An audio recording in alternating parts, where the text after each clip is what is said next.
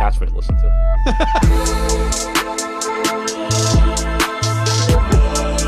Because hold on, babe. Let me put something on real quick.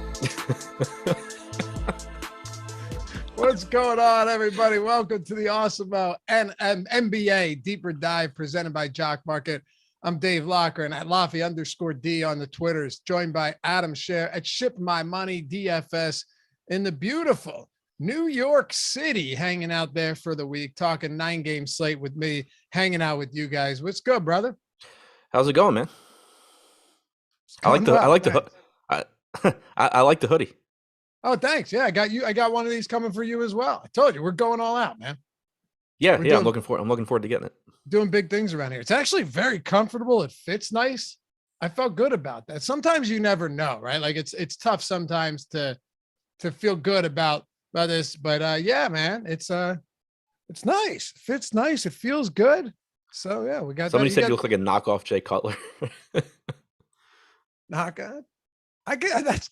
I've heard worse. It's better than most things I've said you look like. It's no Iggy Brasdakis or that was Vertons. Knockoff Jay. Yeah, I can deal with a knockoff Jay Cutler. That works. I'm cool with that.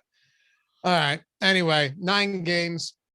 Pelicans just decided similar to Utah, Adam, that they're going to sit every star or most of their players today. So that's big development against the Philadelphia 76ers. Yeah, just completely taking the night off, apparently. We got 9 games. Before we dive into it, hit that thumbs up if you haven't done so yet. Greatly appreciated. What are we at? What are we at out of the gate? We're already over 100, so that's solid. Appreciate you. Let's get to 200. Let's get to Tristan. I was reading something and I just said something that didn't make any sense. Let's get to 200 out of the gate. We got you about to say let's get to Kristen Cavallari. Yeah, and then I said Kristen. All right, I said Tristan. 200 starts. You know how it goes. But anyway, 200 likes if we could do that would be fantastic. We're at 164. Yeah, we're gonna plow straight through that one. And subscribe to the channel if you haven't done so yet. Greatly appreciated for all you guys that hang out with us every day and have already done so. Oh, and if you want to join the channel, hit that join down below. Get the custom emojis, the free super chats each month, the badges, and we'll always prioritize your questions, your comments, and all of that good stuff, along with our premium Discord members. So let's do this. First question, as always, Adam. What are we thinking here? Stars, scrubs, balance. What type of build are we looking at on a night where you have Jokic, you have Harden without Durant, and since they're home, you have no Kyrie Irving. You got Joel Embiid as a huge favorite against the decimated Pelicans squad. There's a lot going on tonight. Yeah, I think it pretty much just makes itself into a stars and scrubs slate because you have all of the Pelicans missing, so there's a ton of value there. But even if you don't want to go to them for whatever reason, there's plenty of other. San Antonio has several guys in the 4K range that you can go to. There's just a lot of cheap guys you can get to. And then at the top, you have Jokic, you have Embiid, you have Harden, you have LeBron if you still want to go there. You have DeJounte Murray. There's Luka's on the slate, Steph's on the slate. It's just a slate where I think it's going to be really high scoring and you're just going to end up with a lot of stars and scrubs lineups probably. All right. Well, we got 9 games, so let's just dive straight into this. Just out of the gate, too. How many games are there that you think really won't take a whole lot of analysis? Most of most of them. Okay. I Really? mean, You would say like the majority of them are just not all that noteworthy? Josh and I were done in like 55 minutes this morning, and it's not like we were flying through intentionally or anything. So like, Yeah. I mean, you've gone over an hour on 4 and 5 game slates when they're significant. So, yeah, it's just like it's one of those slates where like on a lot of teams there's one or two guys that look okay, and then there's just like nothing else. all right, let's make it happen then. Denver, 7.5 point favorites at Detroit, 217.5 total. Jeff Green, questionable. I try and hit on everything here, Adam, just in case. Will Barton, he's got the Q tag, but he's expected to play. If Jeff Green is out, he's been playing around 30 minutes a night. So would his absence put anybody into play in the event that he sits? From a DFS standpoint, I don't really think so. We had Austin Rivers in the starting lineup last game. I don't think he's the kind of guy that I really am going to end up getting to on this slate. I don't anticipate that. I mean, like if you got like Zeke Naji starting or something, then sure, but I don't know why that would be the case. So assuming that if he doesn't start, it's going to be like JaMychal Green. I mean, if it were JaMychal Green at 3K, then maybe, but assuming it's going to be like Rivers or something, I wouldn't have interest. I don't think it would matter. Okay. Easy enough. Well, then let's start with Jokic. This is, generally speaking, one of the best top tier options every single day of the week. Price point coming up, though. I mean, you're not getting any discount on Jokic anymore. He's 12.5 on DraftKings, 11.8 on Fanduel, and then over on Yahoo, he's $57, which is pretty insane, right? Like it's a very expensive price point, but even though he's still pulling ownership everywhere just based on what you're getting from him every night, how do you prioritize a guy like him tonight, especially given that you have no Irving and of course no Durant in Brooklyn? Right. It's just anytime you get to Jokic, you're going to be happy about it. He projects as the highest scoring guy on the slate. He's getting about 14% ownership on DraftKings, has a 16% chance of being in the optimal lineup. I think it's a spot where if you're playing 150 lineups, you're going to get there just because you're going to be trying to cover a lot of the top end options. And obviously Jokic is one of the few guys on the slate that is legitimately capable of going for 80 plus. But at the same time, from a prioritize, damn. As far as trying to make somebody a priority, as far as trying to make somebody a priority, trying to say it. Nah, just I can't. Priority. Just try it. Just give it a shot. I don't know why I can't say it. I've said that word plenty. Prioritization. There you go. It sounded. That's not too bad. It sounded weird when I said it. It's still tough to get there because like you have Harden for less playing without Irving and Durant. You have Embiid for less playing against the Pelicans B squad. You have just so many spots where you can save money, still conceivably get 60 to 70 and, be in and, pay up elsewhere. So Jokic looks really good in his own right. It's just a matter of what you have to give up to get to him. All right. Yeah. I go without a hat, like 3 times a month, maybe. Oh yeah. Someone said you're letting the chat get to you. Certainly not. No, I don't think anyone's ever said any. As a matter of fact, Adam, we get more. If we let the chat get to us, we would never not wear a hat. Right. That's a complete opposite. But no, once in a while, if I get my haircut, I go to a barber shop. You have to tip the guy well. He's a buddy of mine, and nothing's cheap anymore. So you have to at least take advantage of that. And you got my haircut like a week ago. I figured, all right, why not for a day? And then we'll go straight back to the hat life.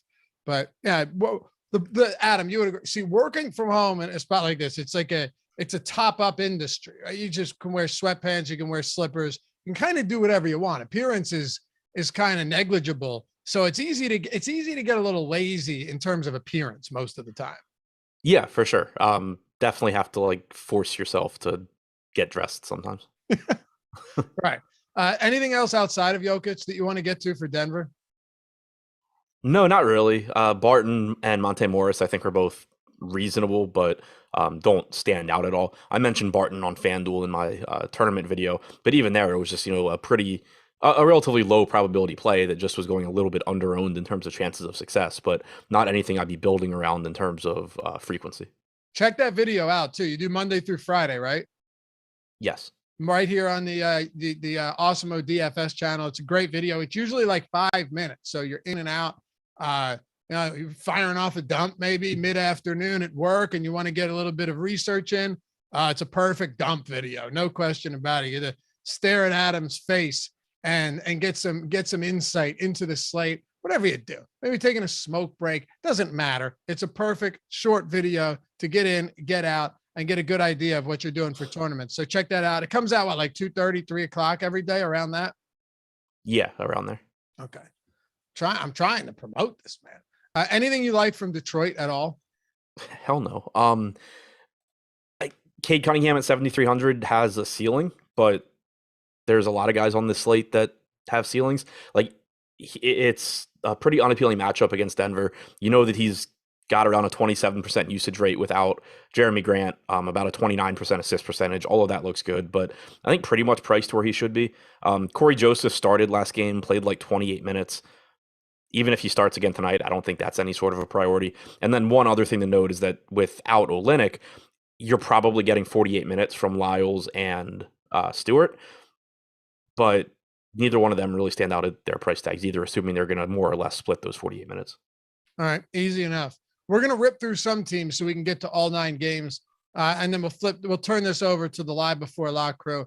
You got Greg and you got Eric coming up next, and then you've got the post lock jock market show. Hang around if you're not doing anything. Sweat some lineups with those guys. Go over some jock market stuff. Look at the upcoming games. And then because PGA locks tomorrow, we got PGA tomorrow. Ben said it was just a way to avoid competing with the NFL on Sunday, which makes sense. Since it locks tomorrow, you got PGA live before lock tonight at 8 p.m. with Eric Lindquist and Ben Rasa. So we got you covered all the way up until 9 o'clock. Don't go anywhere. Clippers, Washington. No real injury news on either front here, so I don't think you're going to be pulling a lot of value on either side of this one, Adam, but we can break it down starting with the Clippers. They might be, at least right now, according to our ownership, which was updated about 30 minutes ago, they might be the lowest owned team collectively on the entire slate.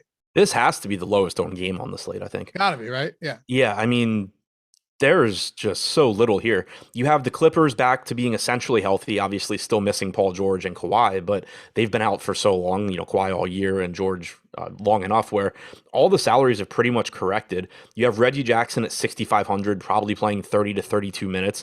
He's got about a 28.5% usage rate without George on the floor this year, but just priced about where he should be. Marcus Morris has somewhat of a ceiling, but you have playing time concerns there too, because now you're trying to get, like when you talk about the wings here, you're trying to get minutes for Kennard, Mann, Coffey. Boston is still in the rotation. I thought he would go away. He hasn't. Morris, Batum, and you're not using the center position because those minutes are going to Zubac, Ibaka, and to some extent Hartenstein. So it's just a team where it's really difficult. I don't have anybody projected over 30 minutes here. Not to say nobody plays more than 30 minutes, but on average, I just have a hard time thinking that anybody is going out there and playing enough minutes for me to really feel good about them. If I had to pick one guy from the Clippers to go to, I think it would be Zubac, just because his playing time's been pretty solid recently, and you have a Washington team that plays about 800 different bigs. So I assume Zubac is going to be on the floor, but even then, you're just talking about a center at a position where you have a couple of fantastic value options. You have a couple of guys that are, two of the highest projected players on the slate, and then there's some other mid-range guys as well. So it's extremely difficult to actually get to a lot of Zubats. Yeah, it is. And someone said they wanted this hoodie. Someone called it a sweater. Jordan called it a jacket. And where are we living in, Adam? What would you call this? Hoodie. A hoodie. Yeah. Sweatshirt, appropriate, but a hoodie. I mean, you would call it a sweater. That's fine. It's not a jacket, Jordan. But anyway, we have the merch store. Do you have a link to that? I always say, it doesn't matter. It doesn't affect me one way or another. We don't really make money. We don't make any money off the merch store, but it's cool to see you guys rep it if you want. So yeah, if you're looking to get any of that, throw that in chat, Jordan. We got the snapbacks. We got the dad hats for all you older folks out there, and the hoodies, the t-shirts, bunch of other stuff. So yeah. All right, let's go to Washington then. You're right. We're going to rip through some of these games for sure. Bradley Beal's kind of in no man's land to some extent today because you've got all of these really good high priced players. He's still the highest owned player on the Washington Wizards, but it just still feels like one of those spots where at 9K, if you're playing Beal, you're going to be foregoing some of the other guys. So yeah, he has like a slight positive leverage score, 8.8% optimal chance today, but nothing crazy coming in from Washington either. Yeah, exactly. It's just like he's pretty much correctly priced. He's averaged 1.14 DraftKings points per minute this season. You're likely to get 36 or 37 minutes from him somewhere in there, but he's priced for that. And there's just so many guys on the slate that are underpriced that it makes it really difficult to get there. When you move beyond him, it just gets even dicier because you have Dinwiddie, playing his 28 to 30 minutes or whatever, but he's priced up a bit. You have Kuzma, who's still priced up from when the centers were out and Beal was out. Not only do you expect his rates to come back to earth as the sample size gets bigger with Beal and the centers back, but his playing time has really taken a hit because he was playing 36 to 38 minutes just pretty much every game. And then now, because you have to get minutes for Thomas Bryant, Rui Hachimura, Daniel Gafford, Montrezl Harrell, Bertans, maybe not. Avdia, maybe not. But like you have all of these guys getting minutes. You're just looking at like 32 minutes now from Kuzma at an elevated price tag. So that's difficult. Harrell played like 8 minutes last game, basically closed the first half. Then the game was a blowout. So he didn't play at all in the second half. There's a couple of cheap pieces here, like Thomas Bryant and Rui at 3,400 and 3,500 respectively. Probably both play around 18 minutes. But on this slate, that's really difficult to get to because there's just better value, and Thomas Bryant is center only. I don't really like anything at all from Washington. Fred VanVleet is out, Adam, which is nice because we're getting to that. News guy just dropped it in chat right now. We're going to get to that game right now. Shout out to Jason Moss. Welcome to the team, man. Badge looks good on you, bro. And thanks for getting us up over 300 likes. Appreciate you guys. We're like 17 minutes into it, just absolutely crushing. All right, Charlotte and Toronto. Let's keep it moving. Charlotte Hornets, 2.5-point dogs in Toronto or against the Toronto Raptors, 222.5 total. I want to ask you about, I want to ask you something real quick here and get your opinion on it, right? So you have Jalen McDaniels, who's already been ruled out. If Gordon Hayward, who is currently questionable, ends up sitting, does that put any of these guys in the front court? Maybe a Washington, maybe, I don't know, even like an Oubre. Does anyone benefit, or Bridges, I should say, does anyone, he shouldn't really benefit a ton from that, but does anyone benefit enough from a minute standpoint that we could get them up into like great value territory if Hayward also sits? I think what we've typically seen from Charlotte this year is that everybody's going to benefit because which is not good. No, it is good. But it's good, but I mean, like, does anyone really benefit? Like, does anyone come out of the blue to get the additional, like, tack on 20 minutes, 15 minutes to his rotation? No, I don't think so. I think what you're going to see is it kind of becomes like Toronto light, where Bridges goes from 35 minutes to 38 or 39. Okay. Rozier can play 38. I think PJ Washington probably ends up being the biggest beneficiary, but he's probably going to get some minutes at the 4 anyway without McDaniels. Last game he played 5-6 minutes alongside Plumlee. Washington finished with 31 minutes. Plumlee played 19. So you got, I guess, less than that. But so there were like 2 minutes of garbage time at the end. So basically they played like 4 minutes next to each other. That's something that has been an issue this year for Washington because his playing time has been inconsistent as a result of basically being the backup center. I think if Hayward is out, it's likely you get even more playing time where Washington's alongside Hayward, or alongside Plumlee rather. You get more minutes, I would assume, for Oubre. He played 23 last game. Decent chance he gets up to like 28 to 30. But I think basically it's just everybody starts to look a little bit better as opposed to one guy stepping up and being great. For sure. Sotek said the look on Adam's face was priceless. I was just asking you a different question is all it was. You know what I mean? You're talking about them benefiting in terms of like a Nick Nurse type of rotation. Right. I wasn't sure if anyone really became a great value at a discounted price, but your answer makes a lot of sense. All right. So let me ask you this about Charlotte then.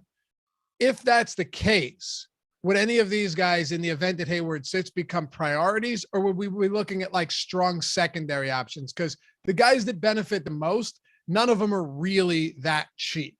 Right. I think it would more so be strong secondary options. Like, I think I would have a lot of lineups that have like a guy from Charlotte, but I think which guy that is would kind of just depend on what that lineup needs, because there would be no issue getting to Ball. There would be no issue getting to Bridges or Rozier. Washington would probably be the guy I get to the most.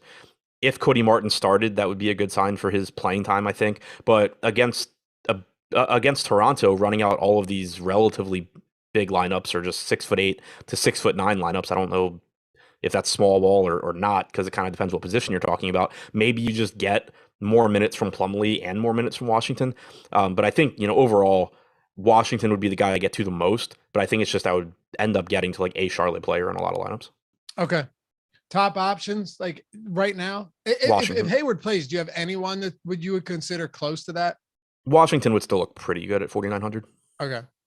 And if he doesn't, is who I know you said everyone benefits. If you had, is there one guy that benefits the most? Even just if you're contextualizing it and looking at price point, is there anyone you'd want to get to the most towards the top, like the LaMelos and the Bridges and the Roziers? Bridges is where I would feel the most confident in the minutes. Okay. And again, like I would think that if Hayward is in, I think it's likely Washington plays enough to be a good play. But if Hayward is out, I don't really know how he doesn't. How many minutes do you think he would get if Hayward sits? And again, McDaniels is already ruled out, and he's what, like a 20-minute per game guy? Right. So like I think if Hayward's in, you're probably getting like 26, 27 for Washington on average. Certainly could be more. If he's out, I'd feel comfortable going to like 30-ish, and he could play more. Okay. Van Vliet's out.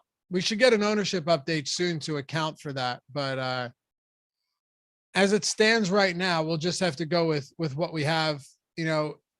That's a huge absence here. And it's funny because you had just talked about, you were just talking a second ago about how you could look at a Raptors team and what the rotation looks like. And we've known Nick Nurse to run, his 5 starters and a pretty condensed rotation really heavily.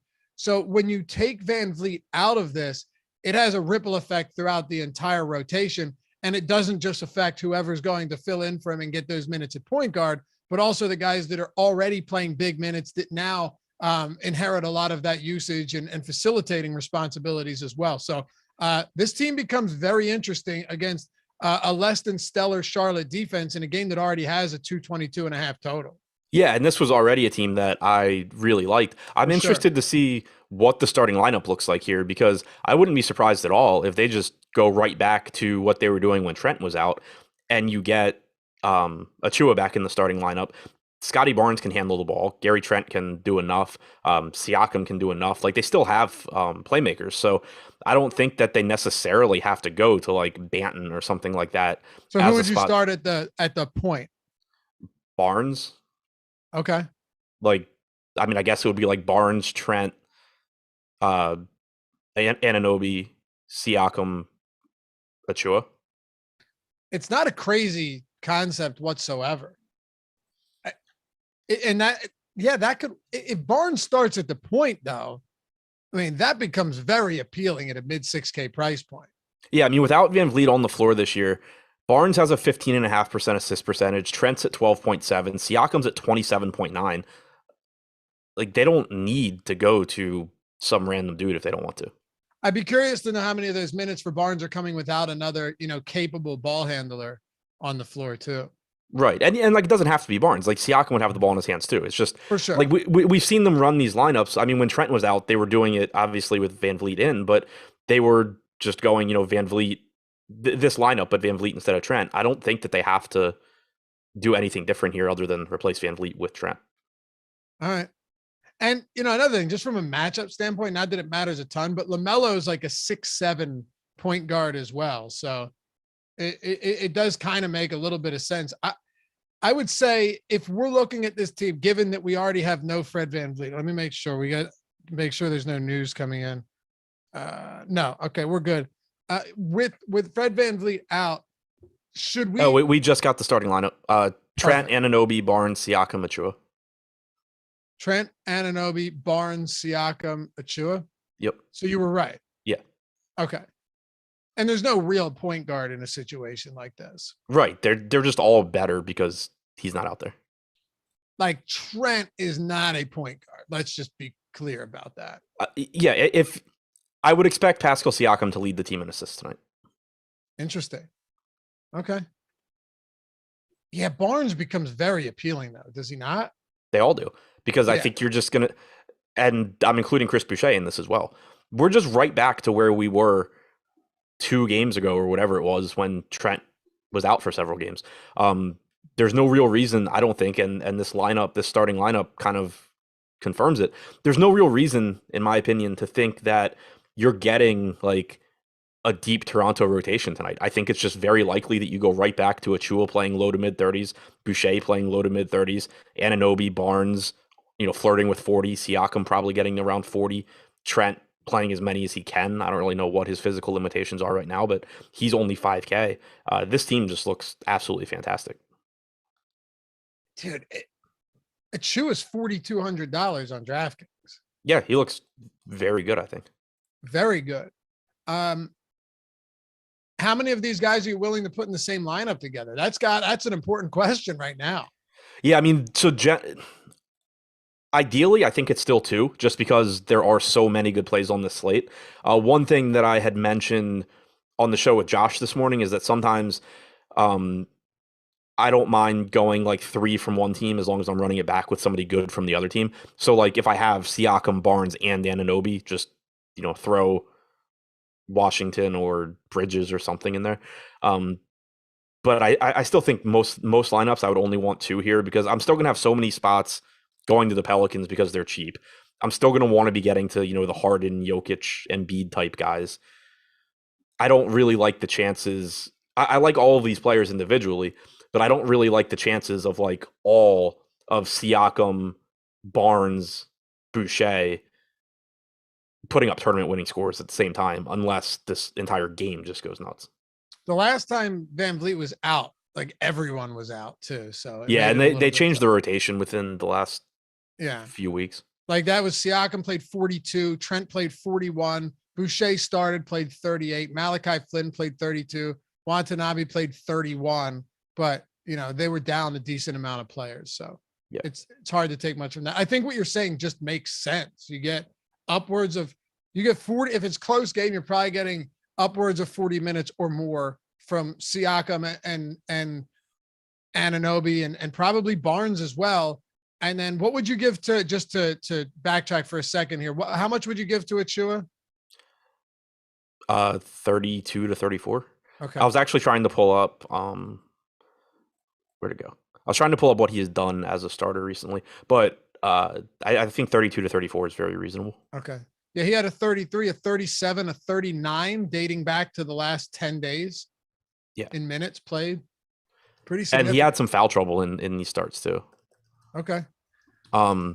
He started a total of 20 games this year. He's played 28.1 minutes per game.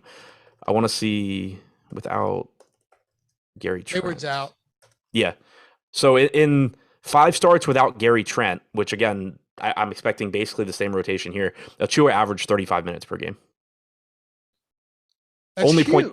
Only 0.65 DraftKings points per minute, but 35 minutes per game. Yeah, still. I mean, you'll take that at that price, playing center for sure.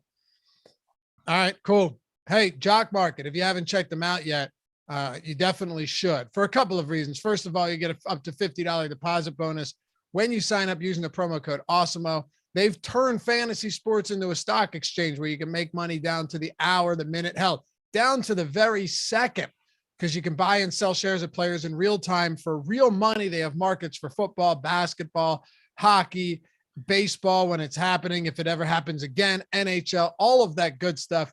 And what makes it special is you've got the pregame IPO period where you can pick up shares of your favorite players. If you're curious about how to do this, check out the after show with Greg and Eric following Live Before Lock. They'll guide you through it, help you make some money on this when you use that promo code as well, and use the free IPO, Jock Market IPO projections over at Awesemo, free every day to help you beat the market. All of that, very cool. of course. But the best part is there's a first market guarantee where Jock Market's going to refund any of your losses in your first NFL or NBA market up to $100 if you lose the first time you play. But you can play throughout these games as well, right? You can buy more, you can hold, you can sell as the games are happening. So it's a lot of fun, and you can do that along with these guys too after the Live Before Lock show. Check it out. Download the app in the App Store, the Google Play Store. Use the promo code Awesemo, AWESEMO, and get up to $50 when you sign up and deposit for the first time. Jock Market, sponsor of the Deeper Dive. It's JOCKMKT, by the way. All right, the Pelicans, here we go. No Ingram, no Valanciunas, no Hart, no Graham. They're 11-point dogs today in Philadelphia. I mean, there's a lot going on here, Adam. So I will say, feel free to start wherever it is that you would like. All right, so I'll start with Hayes and Alexander Walker. So first off, I'm expecting the starting lineup to be Alvarado, Alexander Walker, Temple, Jones, Hayes. Could really be anything to some extent, but I mean, Edoransky, Marshall, Clark haven't really. Do you think Hayes plays today? Jackson Hayes, yeah. Okay, well, the reason he's facing 12 criminal charges right now. That came out yesterday, though. What's that? That came out yesterday. I'm pretty sure that's like an old. Okay. So this is ongoing. I think so. Does this not go back to when he got choked out by the cop? Sports Center just 3 minutes ago said Pelican center Jackson Hayes has been formally charged with domestic violence, resisting arrest, and battery against the police officer stemming from his arrest last summer. So that's what this was 3 minutes ago. That's why. So okay, yeah. So I see what you're saying. I was like, this has been an ongoing thing, and I thought it came out that he was being charged yesterday, but okay. Yeah, I guess formally being charged may be the key phrase here. I could be wrong, but I just want to make sure that we're all on the same page here. The Yahoo article that I have up says that he was charged on January 20th and arraigned on Monday morning, which would have been yesterday. Okay. It's odd that reports from like Sports Center and other major media, so as they're just coming out with this now, but okay. Yeah, it says since before the charges were filed, the Pelicans have worked in conjunction with the NBA on the matter and will continue to do so moving forward, the team said in a statement via ESPN. So okay. I mean, I don't know. For now, I'm assuming he's in. No, I think you're probably right here. All right, so let's assume he starts. Yeah, so assuming he starts, he's just very obviously one of the best values. He's averaged about 0.98 DraftKings points per minute, 1.02 Fanduel points per minute this year. They should want him on the floor for as long as he can be out there against Embiid because, I mean, maybe they'll throw Herbert Jones at Embiid some as well. But if it gets to the point where Hernan Adam, Gomez can I stop you real quick? I'm sorry. Just since we already hit this game, Marcus Morris is out today. Okay, so that's a bump for Reggie Jackson in terms of usage. You're getting Terrence Mann in the starting lineup. Probably plays like 30-ish. I think Zubats and Jackson are where I'm most interested. Okay. Sorry, go ahead. Since we already hit that, I want to make sure we don't have to circle back later. Sure. So assuming Hayes plays, just really good point per dollar value. Even if you give him like 26 minutes, he projects like a very good value. The opportunity cost obviously is high on DraftKings, but he's still really cheap. On FanDuel, he's a power forward at 3,900, so the opportunity cost isn't even as high. Going to be really popular. Looks like a really good play. Alexander Walker, same kind of thing. He's 3,700 on DraftKings, played 34 minutes off the bench yesterday. I'm assuming he's going to start. He's an inefficient scorer, and that's why this year without Ingram or Joe Val on the floor, he's only averaged like 0.82 DraftKings points per minute. If you go back to last year, it's closer to 0.9, but you're still talking about close to a 30% usage rate. So at this price tag, I don't really care that much. Like on average, he can shoot really poorly and he's still going to give you a good score. If his shot is actually falling with how many he's going to take, he's going to be somebody that you kind of have to have. So both of those guys look really good. Alvarado, assuming he starts, he's been greater than a 1 fantasy point per minute guy this year. He also is only $3,100 on DraftKings. So, you know, again, if he starts, I'm assuming he's playing 30 minutes or so. There's not a lot of alternatives here, and they've clearly preferred him to Satoransky recently. So he would look like a really good value. Herbert Jones looks like a good value. We can, you know, trust his playing time. He's easier to get away from if you wanted to, just because he's, you know, at least not basically the bare minimum, but he should take on at least a little bit bigger role as a facilitator without Ingram. We've seen that this year. Usage rate comes up a little bit.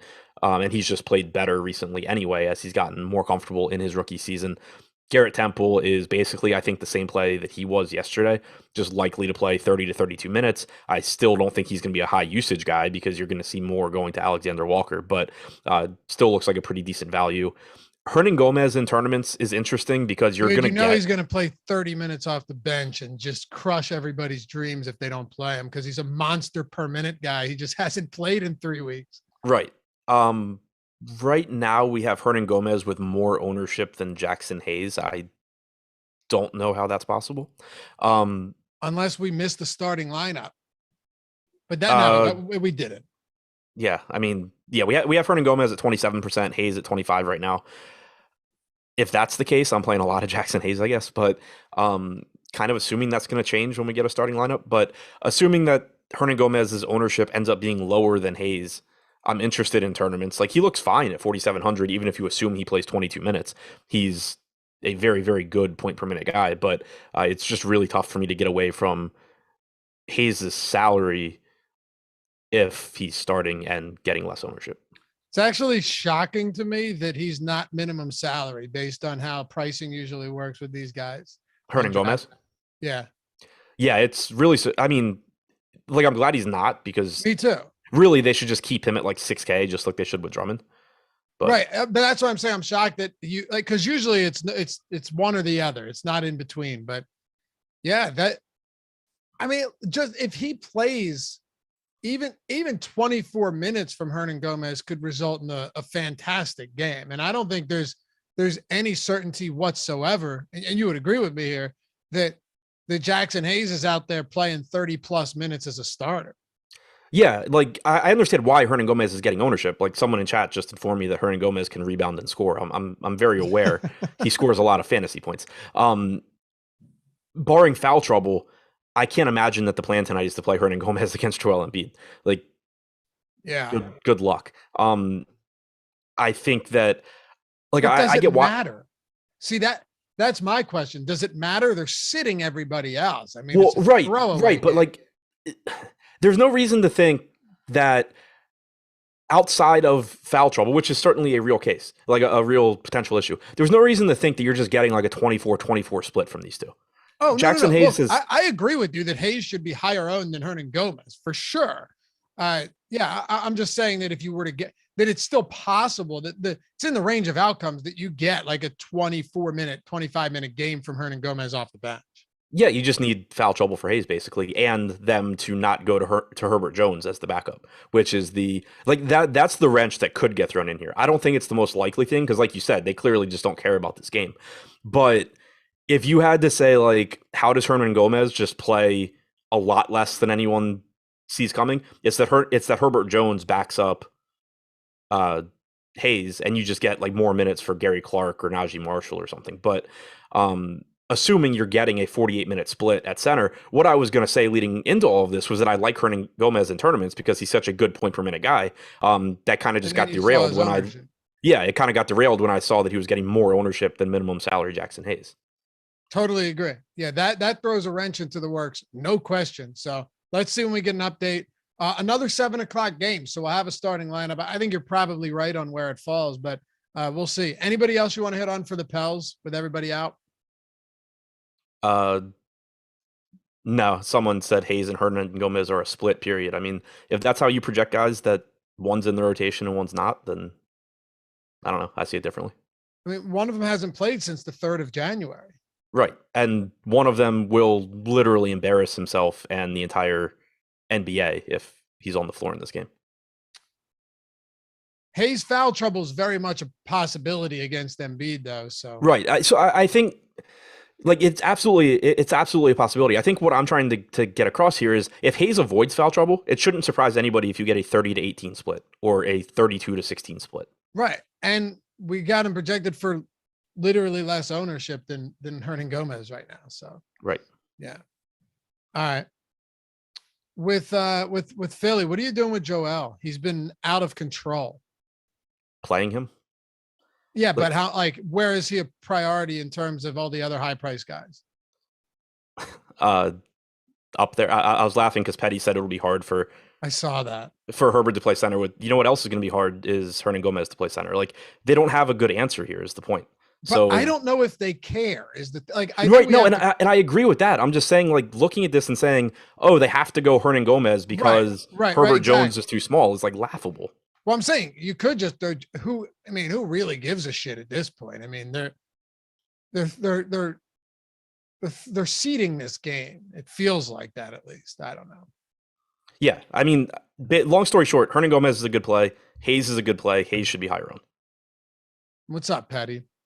But Um, yeah, Philadelphia and Embiid. yeah, Embiid looks great. Like you're getting a $1,500 discount off of, or $1,200 discount off of Jokic. He has a 41% usage rate over the last month, playing New Orleans' backups. Like, just looks like a great spot. Anything you want to hit on elsewhere with Philly? You're out. Danny Green still. Thibault's playing. Is he starting? I think I saw that he is Matisse Thibault starting, or is he just active? He's starting, yeah. He is. Okay, so you're down Shake still. You're down Green. You're down Seth Curry. Anybody else? What you mean? Are they missing anybody else, or do I No, like anybody else you like outside of our boy Embiid? Yeah, I mean, I think Embiid's the clear priority, but Korkmaz still looks fine. He should play low to mid 30s, I think. Like, Thibault being back should cut into Charlie Brown's 27 minutes before it starts cutting into Korkmaz's 36. Isaiah Joe also played 26 last game, so I think like those minutes are at risk before Korkmaz's. Harris looks fine. Tyrese Maxey's likely to play 40 minutes or so again. So I like Maxey. I like Korkmaz. I like Harris. Whatever amount of Embiid I can get to looks great. Okay. Sacramento, Boston. Where are we at in terms of like? Wait, 424. Okay, yeah, we're cruising past 500 today. We had 18 minutes to go, but we hit on a lot of the big stuff. Darren Fox is another one though, with Sacramento heading into Boston. He's questionable with that ankle. It was a late scratch last game. 8.5-point dogs, 220.5-point total. What are you doing if he's out? Sorry, who? If Darren Fox is out. So if Fox is out, it makes Halliburton look great. I think they're basically the same price too, which is nice. Basically, I think if Fox is in, he looks fine at 7,300. Like he's been disappointing this year. The matchup not the best, but 7,300 still pretty cheap for him. But without Fox on the floor this year, Halliburton's got a 39% assist percentage. You're likely to get a couple more minutes if Fox is out as well. So I do like getting to Fox if he's in, and even more so Halliburton if Fox is out. You also should get Terence Davis in the starting lineup if Fox is out, I would think. Do you like anyone from Sacramento right now? Yeah. So like assuming Fox is in, like I said, I have some interest in Fox. I still like Holmes to some extent at 4,600. It's still, I think, difficult to prioritize him when you have Hernan Gomez at the same price, who's a better point per minute guy. You have Hayes at a different price, who basically looks like a better point per dollar value. But you did get about 24 minutes from Holmes last game. I think it's possible you get several more minutes here. So just looks like a pretty good value there. And then one other spot that's interesting to me is that with Metu questionable tonight, or sorry, doubtful, Bagley could play more. The issue is just that at 5,500, I think that's still a kind of difficult spot to get to. All right. Should we talk Boston then? Yeah. All right. Celtics.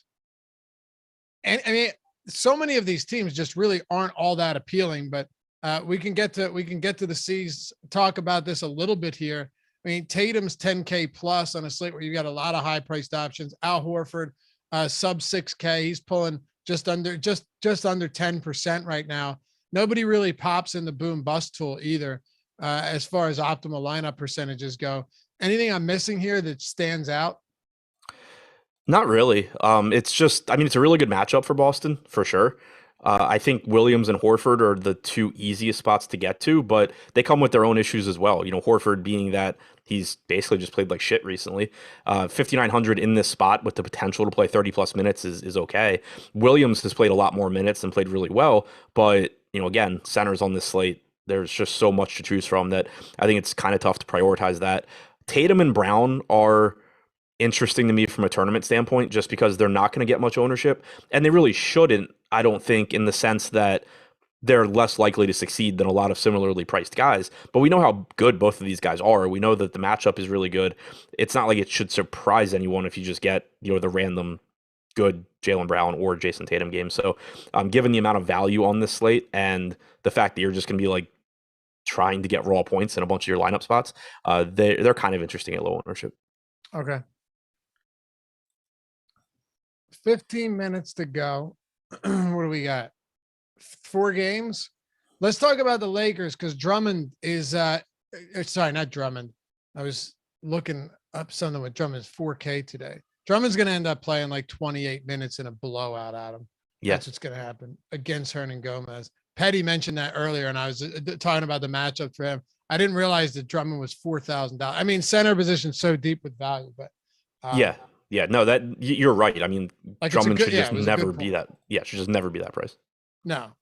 Yeah, if Drummond gets the blowout, it's just hard to prioritize something like that when you're banking on a blowout. But yeah, and I think Petty actually meant it the opposite way, that Hernan Gomez out there against Drummond should just torch Drummond. I thought he said Herbert Jones, and that's why I thought, okay, maybe I got it the other way. I thought he was saying that Herbert Jones could be out there, which makes more sense what you're saying. If it's, he said Hernan. I thought I read Herbert. Yeah, but yeah, Herbert, because Herbert Jones wouldn't be out there anyway. But it's probably good for both of them. Right. Yeah. Like I think you're just going to get really good point per minute production from both Drummond and Hernan Gomez. It really just comes down to, do they play enough minutes to win at center tonight? Right. And we have no idea. Right. All right. Anthony Davis is probable. There's no way, right, that with that knee and his checkered injury history that he's not going to be limited today. I mean, if it's assuming he plays, he is probable. So there's that, but that just makes everything a whole lot different than it's been with him sidelined. So you've got Davis, you've got James, you've got Westbrook. Even if Davis is limited, he's still going to be on the court for a bit. Yeah, my Scotty Barnes is now questionable. My expectation is that Davis plays 30-ish minutes. I haven't seen anything confirming that, but that's typically just sort of what I expect when guys like him come back. Something similar to what we were supposed to get from Levine yesterday, to what we got from like Kemba when he first came back recently. We got it from somebody else in a similar situation that had been out for a while. Like, I think coaches typically lean towards, if he was going to be extremely limited, they would just hold him out until he's not. But I'm not expecting 38 minutes or anything either. So really, it just makes the Lakers not super appealing to me. You can still certainly get to LeBron or a relatively inexpensive Russ, but James has averaged like 0.3 of a fantasy point per minute less in the games he's played with Davis this year. Westbrook's rates come down. I don't think Davis plays enough minutes for me to want to get there at 9,800. I don't think anyone else on the Lakers plays enough minutes for me to really want to get to them. It kind of sucks because this game should have so much scoring, but I have a really hard time getting to the Lakers. Yeah, it's not very fun. Can we got to go back to Barnes. We'll have live before lock, but and those guys will help out. But if Barnes sits, it makes Toronto an even crazier team today, especially given the matchup. Like, you have Siakam, Anunoby, you have Trent and Achua. We already know that those guys are going to get a lot of run. Who benefits the most now? It's almost like it's a test for Nick Nurse. Like, how much will he risk just killing his guys? Because, like, do they start Boucher and just like everybody plays 40 minutes now, or do they go ahead and throw like Champagny or Banton or something into the starting lineup? I don't really know the answer to that. Neither one would really surprise me. I do think you can pretty comfortably say that if Barnes is out, all of the other starters look better, particularly the Siakam, Anunoby, Trent pieces, and that there would be more minutes available for the rest of the team. I still at this point have no idea who you would assign those minutes to, though. If one of the backups starts, I expect them to play a lot of minutes. If they don't, then I think you're kind of just like throwing darts at who ends up in the rotation playing enough minutes to maybe matter out of like Mkhitaryan and Banton and Champagny and Watanabe and whoever else is on the Raptors. Okay. And yeah, like I said, Eric and Greg coming up next. They can break down a lot more of this in depth, get a little bit more granular here. But we got to talk about James Harden on the flip side of this game, Adam, because 226-point total. Irving in a home game is out, and Kevin Durant's out for an extended period of time himself. So that leaves us with James Harden, and he's going to be popular for very good reason today, as he should always be in a spot like this. Yeah, he to me looks like one of the best options on the slate. Amongst the pay up options, it's interesting because, and obviously we don't have a lot of time to get into it, but with Barton being out, Jokic looks even better than he already did. Embiid looks great. Harden looks great. So I do think ownership between those guys is something you really should be paying attention to, because Harden is probably still the one that I would point to and say, I think that he's the best of the group, but I think it's a lot closer now than it was like when Josh and I did the strategy show this morning. But he has averaged one. Doable to get two of these top price guys in with everything that's opening up right now? Probably. I know before the show, when I put together my dummy lineup, it was very easy to get like Harden plus DeJounte Murray, who's 10K on DraftKings. So I don't think it'll be that difficult to, punt one more spot. So Harden still looks great. He's averaged about 1.6 DraftKings points per minute without Durant and Irving, both this season and if you go back to the start of last year. He's likely to give you 38 to 40 minutes in a good spot. The only thing kind of hurting Harden, and this applies to Jokic and Embiid as well, he does only have one position on DraftKings. If he had like point guard, shooting guard, or shooting guard, small forward or something, I think he would very clearly be the top guy. But he does have that working against him. Non-James Harden nets today, Patty Mills. Yeah, I'll say Patty Mills, point guard, small forward on DraftKings is pretty useful. He's averaged about 34 minutes per game in the games without Kyrie and Durant, and with Harden this year. Has about a 19.5% usage rate. He's averaged between 0.9 and 1 fantasy points per minute. Even if those rates come down a little bit at his current price with the positional eligibility he has, he's a pretty useful option. And then the other, I guess, less important pieces I would point to, if Nick Claxton is out and you want to gamble on one of Sharp or Aldridge, I think that's fine. And then if you just want to gamble on like Cam Thomas off the bench, that's fine. My assumption is that DeAndre Bembry starts. If Bruce Brown starts, swap to Bruce Brown. Okay. Or get to Bruce Brown. 3 to go. San Antonio and Houston. Spurs 5-point favorites. 234 total here tonight. Fast-paced Houston team, terrible defense. That is absolutely going to be reflected in all of our tools today when it comes to the Spurs, be it ownership, optimal lineup projection, all of that good stuff. But we got to start with Murray. You just kind of teased that a second ago, saying you could get some of the top-tier guys with him. DeJounte Murray, yeah, he's expensive, but he just continues to produce, and he's got as good a matchup as you could ask for. Yeah, and this game kind of went from like the very clear number one game on the slate when Josh and I did the show this morning to still one of the best, but kind of like third, because it's behind Toronto probably, and it's very clearly behind the Pelicans.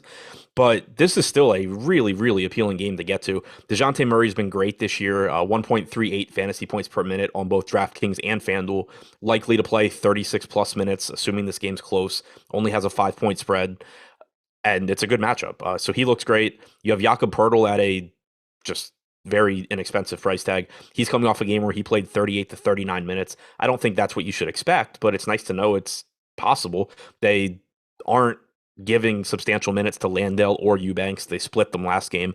So it always makes you feel a little bit better about a center when his backup doesn't really exist. Like when their backup is somebody that the coach clearly doesn't care about giving minutes to. I think it makes the potential ceiling a little bit higher. Derek White at 6K is underpriced pretty clearly. And then even looking at the other guys, Keldon Johnson at 5K, Vassell, Lonnie Walker, Doug McDermott, they all potentially benefit. They all looked fine anyway, but then they also potentially benefit from Keita Bates-Diop being out because he played 14 to 16 minutes last game. You already don't have Josh Primo, who had been in the rotation previously. You don't have Wisekamp, who had taken some minutes previously. So I think most likely you get like Trey Jones getting back into the rotation, or somebody playing 12, 13 minutes, but I do think it helps to solidify that playing time for guys like Vassell and Walker. Okay. I love it. We had a super chat. How many Pels is too much? We answer that one quickly, Adam. In cash, I don't think there's really an answer. Like you can go 4 or 5. In tournaments, I doubt I go more than 3, just because again, like if I were to go 4 Pelicans or 5 Pelicans, that's fine. They can all 5, 6, 7x or whatever. But you're going to need so many points to win tonight that I want to be keeping roster spots open for guys that can actually go get me like 60, 70, 80 DraftKings points. Okay. Do you like anybody from Houston? Like in tournaments, yeah, not as priorities, but Christian Wood, Kevin Porter, all the starters I think are reasonably priced. Wood is the number one guy amongst the starters, but he's also a center on DraftKings. If you have power forward eligibility elsewhere, that makes him look a little bit better. But mostly it's just lower owned guys that still have nice ceilings in a game that should have a lot of fantasy points. All right. It's always tough to do the Hall of Fame segment here when we got 9 games in an hour. But for those of you that don't know, we induct people into this every single day when we can. We had some huge wins. So Jordan, I'm just going to flip through them really quick. I did a bunch of them and spent some time on the strategy show today. But if you want to get in on it, go to awesemo.com/avatar, download it, go to use it on DraftKings, Fanduel, Yahoo, wherever you prefer. Finish top 3 in a field of 5,000 or more and tweet your wins at Awesemo, HOF. Not only do you get shouted out here and on Twitter, you get all that love, but also you get a free month of Awesemo Plus Platinum, $90 value. So it's just wins across the board. And we had some huge ones. So shout out to everyone. I'm going to go through, I'm not going to read everything, but D. Lenny hit for 100K yesterday. That was amazing. First of 117,000. We saw him in our Discord. Congrats, man. And then Zane hit for 17,000. Love this on the Sunday night showdown. You had Melissa with a sweet whiskery coming in first place, $10,000, finally setting in, she says. And then you had Screaming Eagle first in the dime. You had Jordan Lockhart, no surprise here, another $20,000 win, 0.75 away from 100K. And HK18 taking second and 10th, with a nice $600. And thanking the Utah Jazz for resting players. Shorter slates, I'll always spend a bit more time, but we got to get through this. Congrats, everyone. Welcome to the Hall of Fame. Welcome back if you've been here already. Go to awesemo.com/avatar. Rep the avatar. Sport it with us. Join the team and join the Hall of Fame. Also, get that free month of Awesemo Plus Platinum. $90 value. All those tools built by Awesemo himself, winning a lot of people a lot of money, as you can see right there. All right, Dallas and Golden State. Adam, let's go to this one here, and then we'll wrap it up with Minnesota and Portland. Where are you going with Luka Doncic and company today against the Warriors? Not to too much of it. There's just so many other spots to get to. Porzingis, I think, looks okay. Luka looks like Luka, but when you have Harden playing without the rest of his team, when you have Embiid doing what he's doing and going up against this Pels team, when you have Jokic playing without, I mean, he's been without his team all year, but now also without Barton, it's just really tough to get to Luka, I think. Porzingis probably lands in some lineups for me. Earlier today, I actually thought the guys I would get to the most were probably like Dorian Finney-Smith, but just as like a last guy in sort of value. But so much value is opened up. I just don't see a lot from Dallas outside of low owned piece to round out a lineup where you have some more popular players. How about Golden State? Same thing, except even worse. Like Curry clearly can be the highest scorer. It's very unlikely and probably not something I'm going to try. Very hard to get to. I don't have a lot of interest in any of the other pieces either. If you were to get, like, if Clay were to be ruled out, you could potentially go back to Poole at 5,700. But on this particular slate, I don't even know that ends up looking like a priority here. All right, easy enough. So I told you we'd get through this. Cricket Samaritan, what rules would you set for the Pelicans, or is it all you can eat? Good question there, Adam. Mostly all you can eat. I don't think I'm going to play Hernan Gomez and Hayes together. I wouldn't completely fault anyone if you did. The main reason I don't really want to is because there are so many good center plays. I think you really want, ideally, like if you play Hayes, I think you ideally want Hernan Gomez to play 16 minutes and vice versa. I think if you have Hernan Gomez, you really want Hayes to like immediately foul out or get arrested or something. So I'm not going to play them together, pretty sure. I wouldn't play more than one of the Edoransky, Marshall, Clark group. I mean, I don't think I would play Clark at all, but the Edoransky, Marshall group, I wouldn't play. I probably won't play more than one of or I won't play more than two of Alvarado, Temple, Satoransky, Marshall. I won't play more than one of Satoransky, Marshall. Okay. So where do we leave off at? Minnesota game. Let's wrap it up. Toss it over to Live Before Live. Greg and Eric coming up next, and the 30-minute post-lock show at Jock Market. So hang out with them. If you got anything else going, if you got nothing else going on, chill with them up until 7:30 Eastern time. Break them both down for me, Adam, since we are a bit up against it. We've done quite well, though, and we are at, what do we got? Just quickly here, 561 likes, 600. What do you say? Let's get to 600 here. All right, go ahead, man. I think both sides here just kind of have some interesting tournament plays. In the context of the slate where you have so many good plays, I don't think there's anything that stands out in terms of like, this would be my highest owned guy or anything. But you do have a $4,300 Patrick Beverley on Minnesota who's questionable. If he's in, that looks like a really good value. If he's out, you're probably getting like 22 to 24 minutes from Jalen Noel, who certainly not a priority, but is going to go out there and shoot the ball plenty. So it's not like you have to worry too much about not being able to pivot. Russell and Edwards, we know the type of ceiling they give you. Same goes for Karl Anthony Towns. If Beverly were to sit, you do get a little bit more assist upside for Russell as well. And then on the other side, you have CJ McCollum, who is back to playing 36, 37 minutes. So I think it's likely you get back up there tonight. He's averaged 1.15 DraftKings points per minute without Lillard on the floor since last year, 1.1 overall this year. So it just makes him look pretty good. Never going to be upset about getting to Nurkic either, but mostly I think it's just McCollum from the Portland side that I'm interested in, and then from the Minnesota side, Beverly if he plays, and then the main three that we're always happy to get to. All right, you guys are the greatest. Thanks for hanging as always. Follow Adam at Ship My Money DFS. Me at Laffy_D, and shout out and chat to our boy Jordan Klein. Jordan, put on producer cam. Give everybody a wave.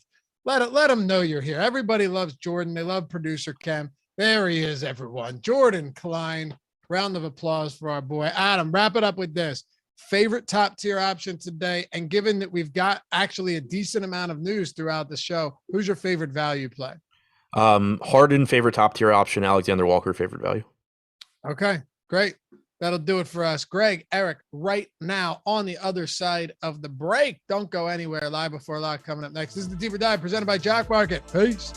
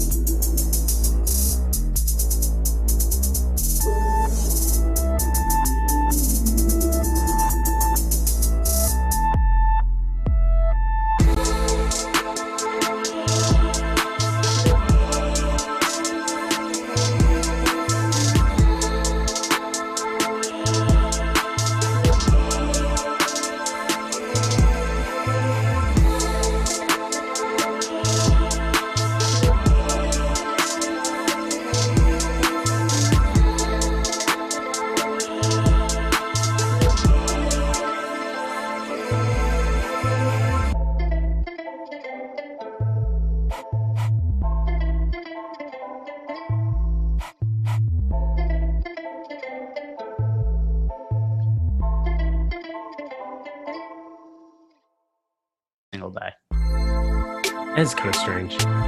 Tank the Chai Guy. Major cringe time. You best believe it, son. You best believe it. It's coming in hot.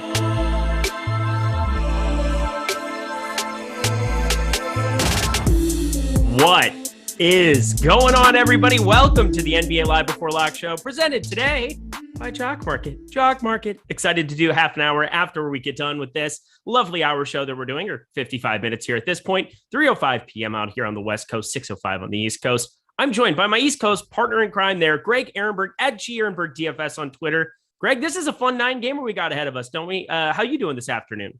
All right, boy, your cadence a little quick today. I was going to say it's ready to get that information fired out. I didn't really know. I didn't know. Well, we've got news to talk about right off the top, which is never a bad way to start. Darren Fox was ruled out 30 seconds before we started or something like that. So we've got that, and as per usual, lots of other stuff on the injury report. Maybe not something that's necessarily pending because we know all the Pelicans guys are out. We don't know what the starting lineup is going to be. Scotty Barnes is questionable. That's going to be pretty important with Fred VanVleet already out. Then we've got Patrick Beverley questionable. That's going to matter less in the context of this slate at this point. But Sacramento news, that's going to be important. Yep, we got Halliburton, Davis, Barnes, Bagley, and Holmes as the starting lineup that came through.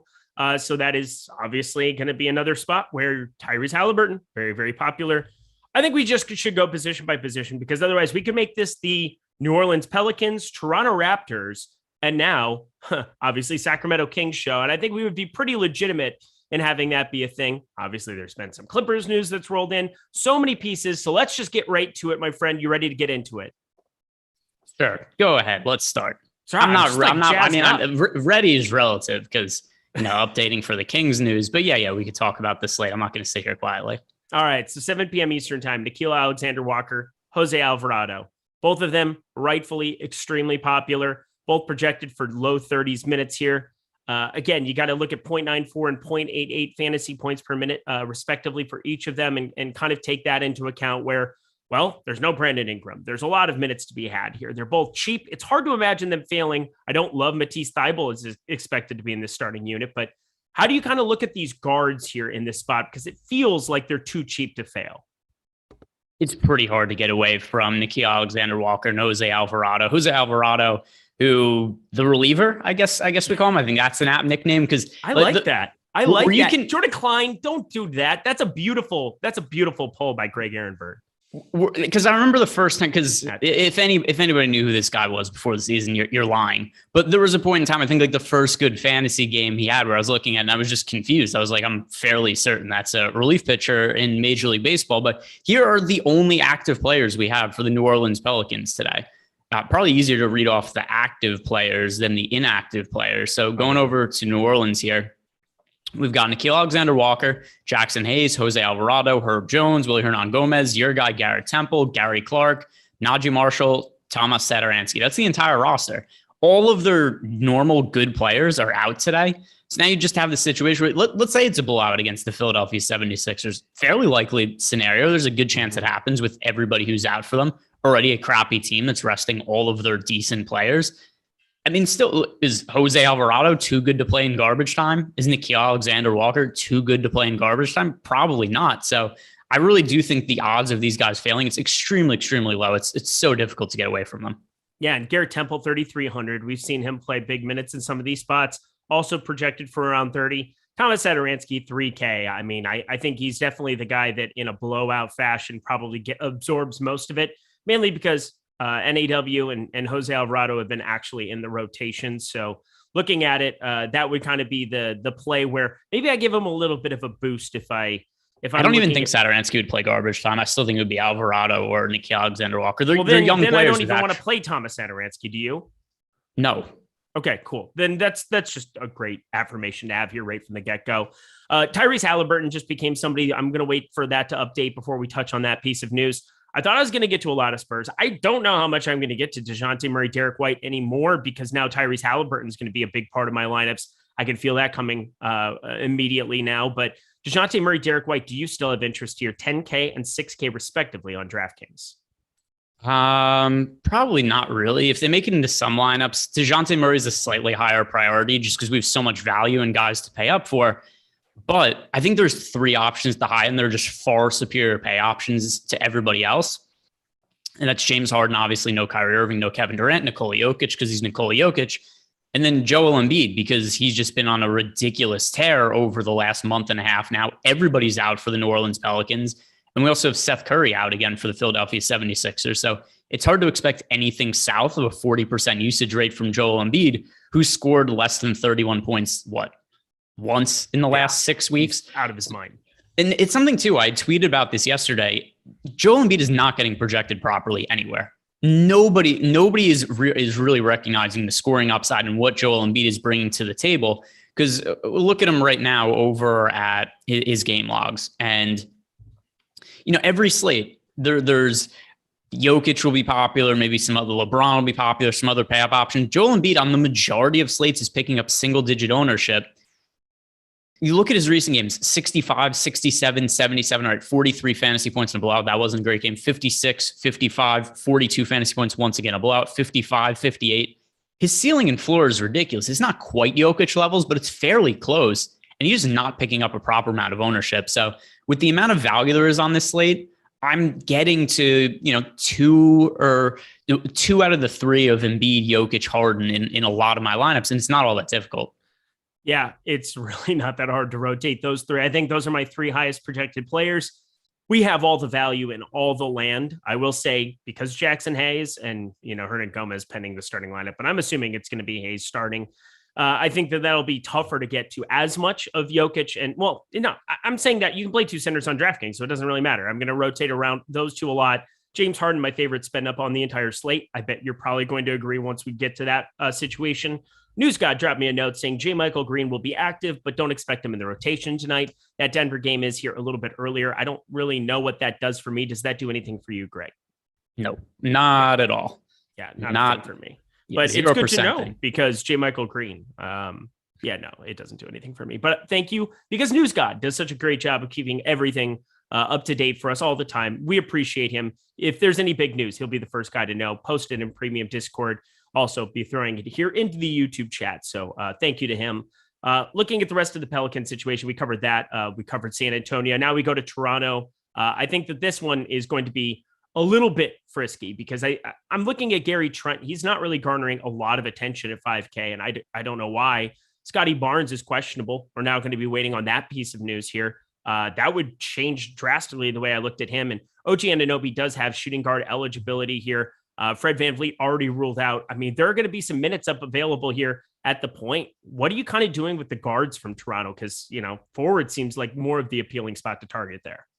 Yeah. So, Pascal Siakam to me is the overall favorite player. We still need an update on Scotty Barnes. I have Scotty Barnes in my player pool right now because I think he looks pretty favorable if he's in with no Fred VanVleet. But I do wonder, do you think there's a chance that Nick Nurse looks at the knee injury, which, lingering knee soreness at this point, who knows how that could have happened to Fred VanVleet? Maybe nothing to do with him playing 42 minutes per game over the last month. Do you think at any point we see Nick Nurse look at the minutes allocations he's played as guys, the injury to Fred VanVleet now, and think maybe I shouldn't be playing these guys, a 6-man rotation with 40 minutes going to all my rotation players every night? Yeah, Nick Nurse is the just deal with it segment from Wednesday where he just, he puts the glasses on. He's just like, you just keep running around.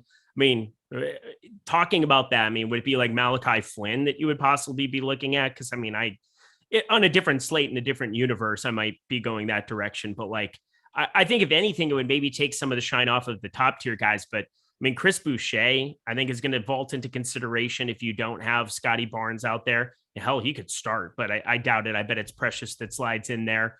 I'm just kind of looking at this Toronto, waiting and seeing on that Scotty Barnes news. That is going to be coming up here. We've got 46 minutes.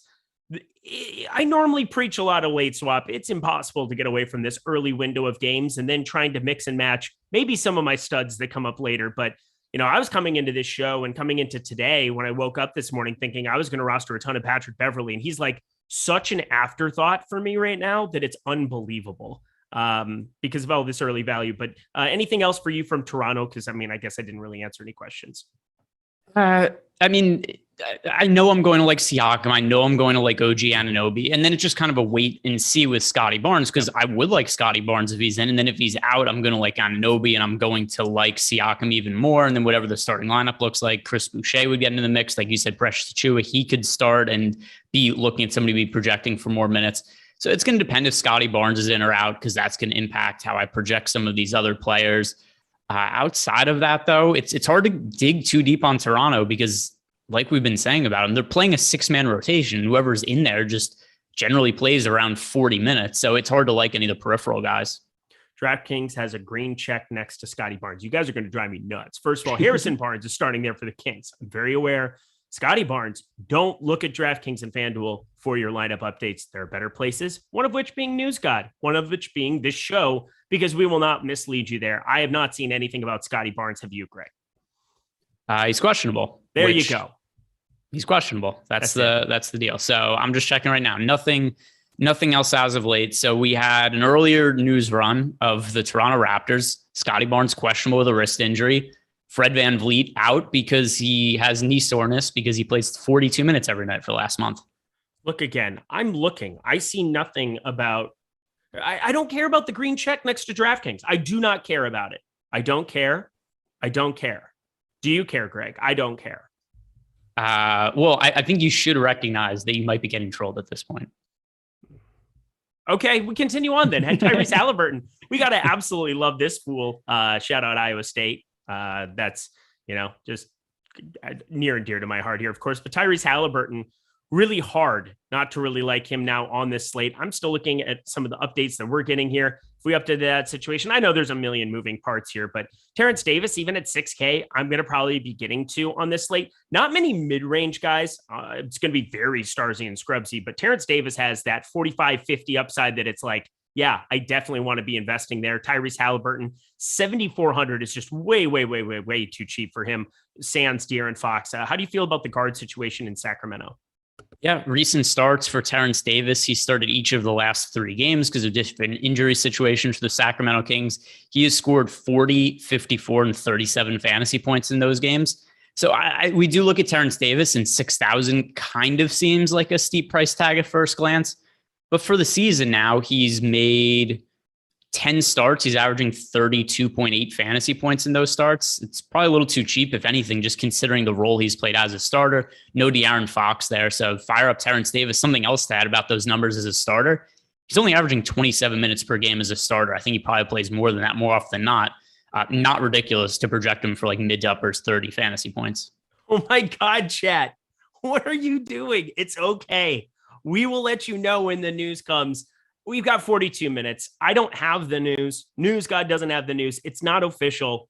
Everybody chill the F out. You're going to be okay. We've got plenty of time. All right, let's talk about a stud here. James Harden. Oh, wait. News. What? Son of a biscuit. What? Scotty Barnes is a green check mark on DraftKings. I think James Harden is 11,700. LeBron James, too expensive with Anthony Davis back. It's a small decrease to his role, but whatever. It's LeBron James. If you want his ceiling, he's still garnering some attention, and I guess I get it.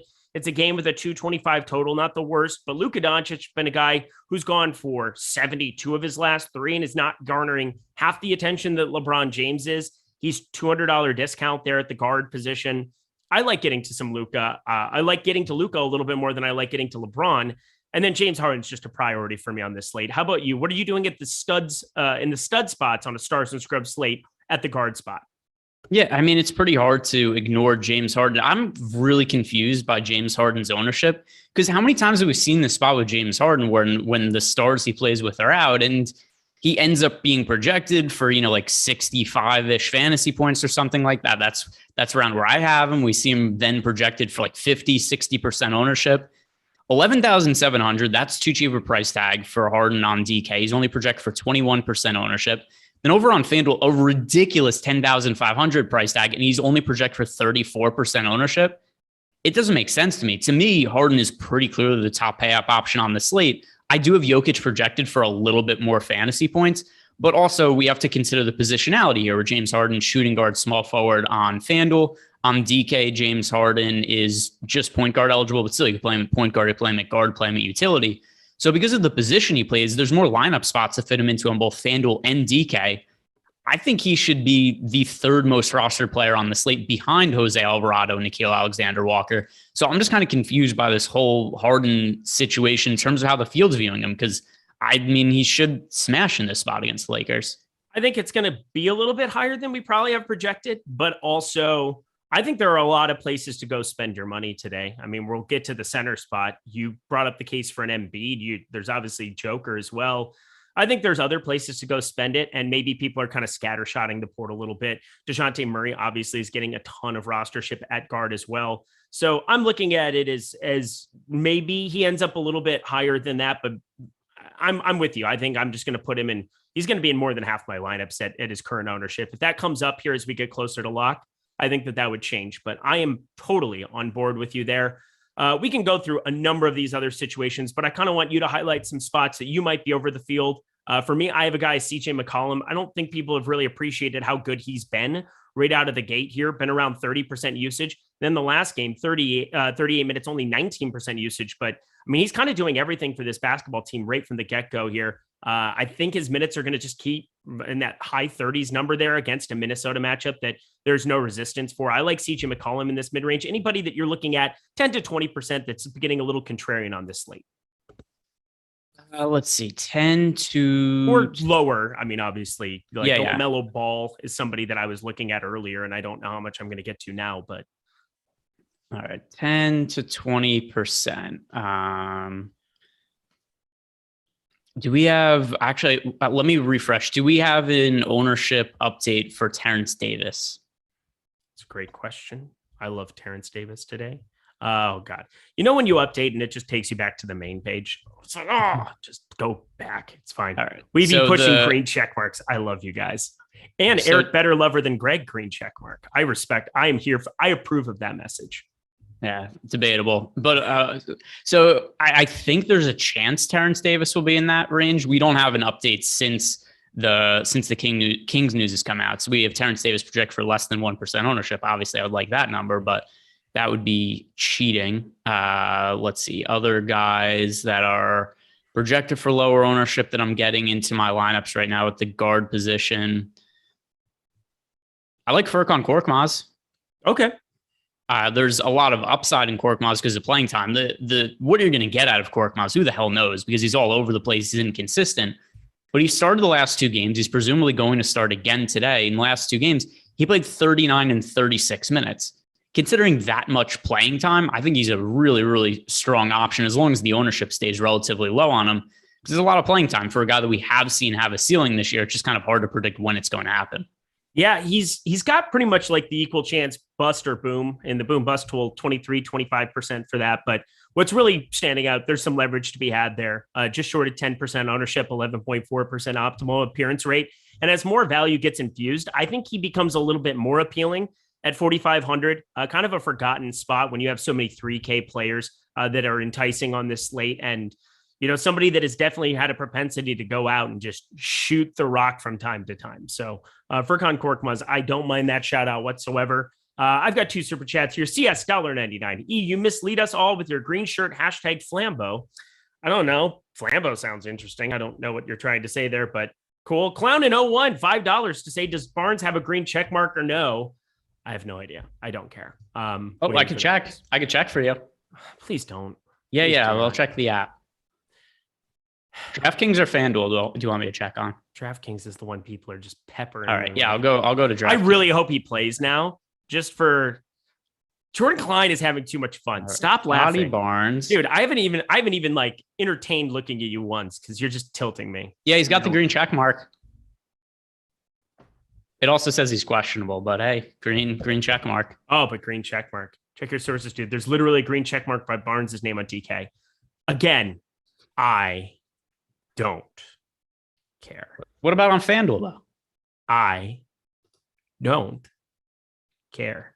All right, I'll check just to be What safe. I do care about is right now that everybody checks out all the great tools and content we have here at Awesemo for $29.95 for the weekly pass. If you want all the premium content we have here, player projections, ownership projections, boom bust tool, just refer to that. I'm going to refer to it all the time because it's the best tool in the industry to quickly assess leverage, to quickly assess chances of guys going completely nuts. When you see like 2, 3, 4% bust percentages on guys like Nickeil Alexander-Walker, Jose Alvarado on this kind of a slate, that tells you what kind of value you're working with. Really good value. That's the kind of stuff that I want to know, and it's going to make you a better player over the long run. It's made me a better player over the last couple of years, and $4.95 if you just want to check out the NBA weekly package. But 25% off with the promo code NBA Live. Check it out. Stop guessing, start winning. Join Awesemo Plus today. Alrighty. Anything else? He does not have a green check mark on FanDuel. The horror. Oh my God. Why are they different, Greg? I don't care. I love you guys. Who knows? Chat, who knows? Great. Eric, is that like, I don't even care about you guys right now. We're just going to keep it rolling. Anything else you really want to talk about? Burning desire here at the guard position. I can't believe you haven't talked about Garrett Temple yet. Garrett Temple's fine. I'm not in love with him. This is a different kind of a slate. Normally I like Garrett Temple because he's playing 30 minutes when the other cats are only playing like 19, 22 minutes. Garrett Temple's fine, but he's less appealing than NAW and Jose Alvarado. Like for me, there's no way that I'm going to get to like a massive amount of Garrett Temple. I'm going to be overweight to whatever it is, 20%. We have him for 19.1%. I'm going to be a little bit overweight on that just from a minutes allocation standpoint. He can play a number of positions. He's generally a guy that is just kind of like a plug and play last piece of value when he gets these random starts, because you go through his box score. He randomly started a game on January 9th, played 33 minutes, randomly started on the 28th, played 37 minutes, 25 minutes in a start against Milwaukee, played pretty well actually in that spot, played 35 minutes, not in a start there right before it, which led to the start, 32 minutes in a start. I mean, he just plays a lot of minutes in these starts. He's going to play about those exact same amount of minutes, but like the difference is that there's value that's better on his own team.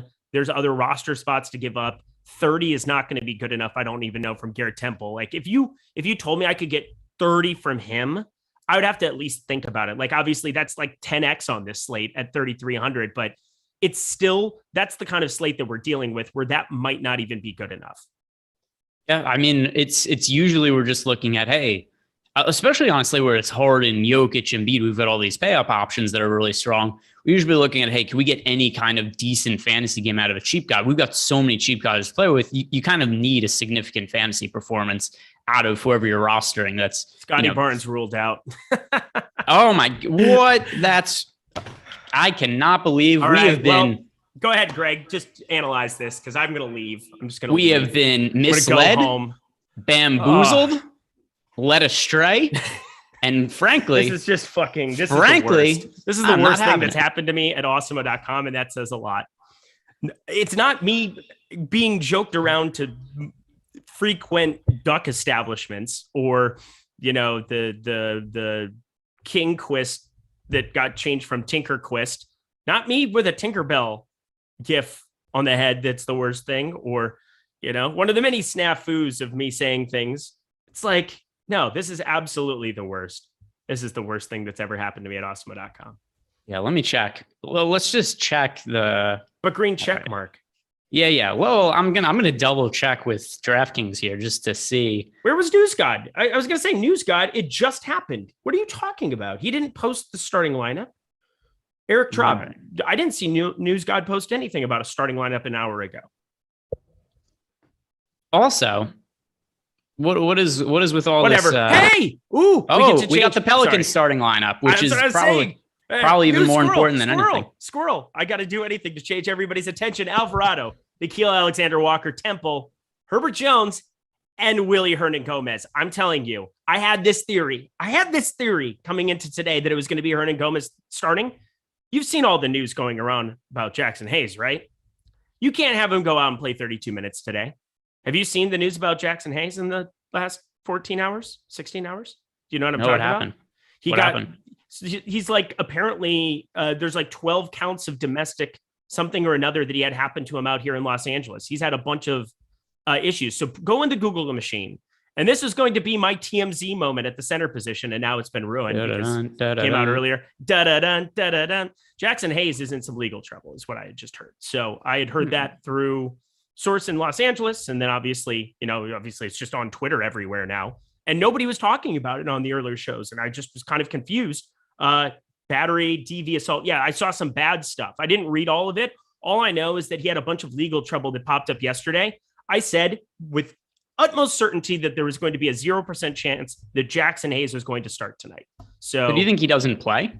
There's a chance that he doesn't. Now, Hernan Gomez is going to get absolutely tooled by Joel Embiid. Joel Embiid is going to absolutely make him, like, his last name will be Embiid at the end of this game because he will be his father. Like, Joel Embiid is going to make Willie Hernan Gomez wish he never played in the NBA. That's not true.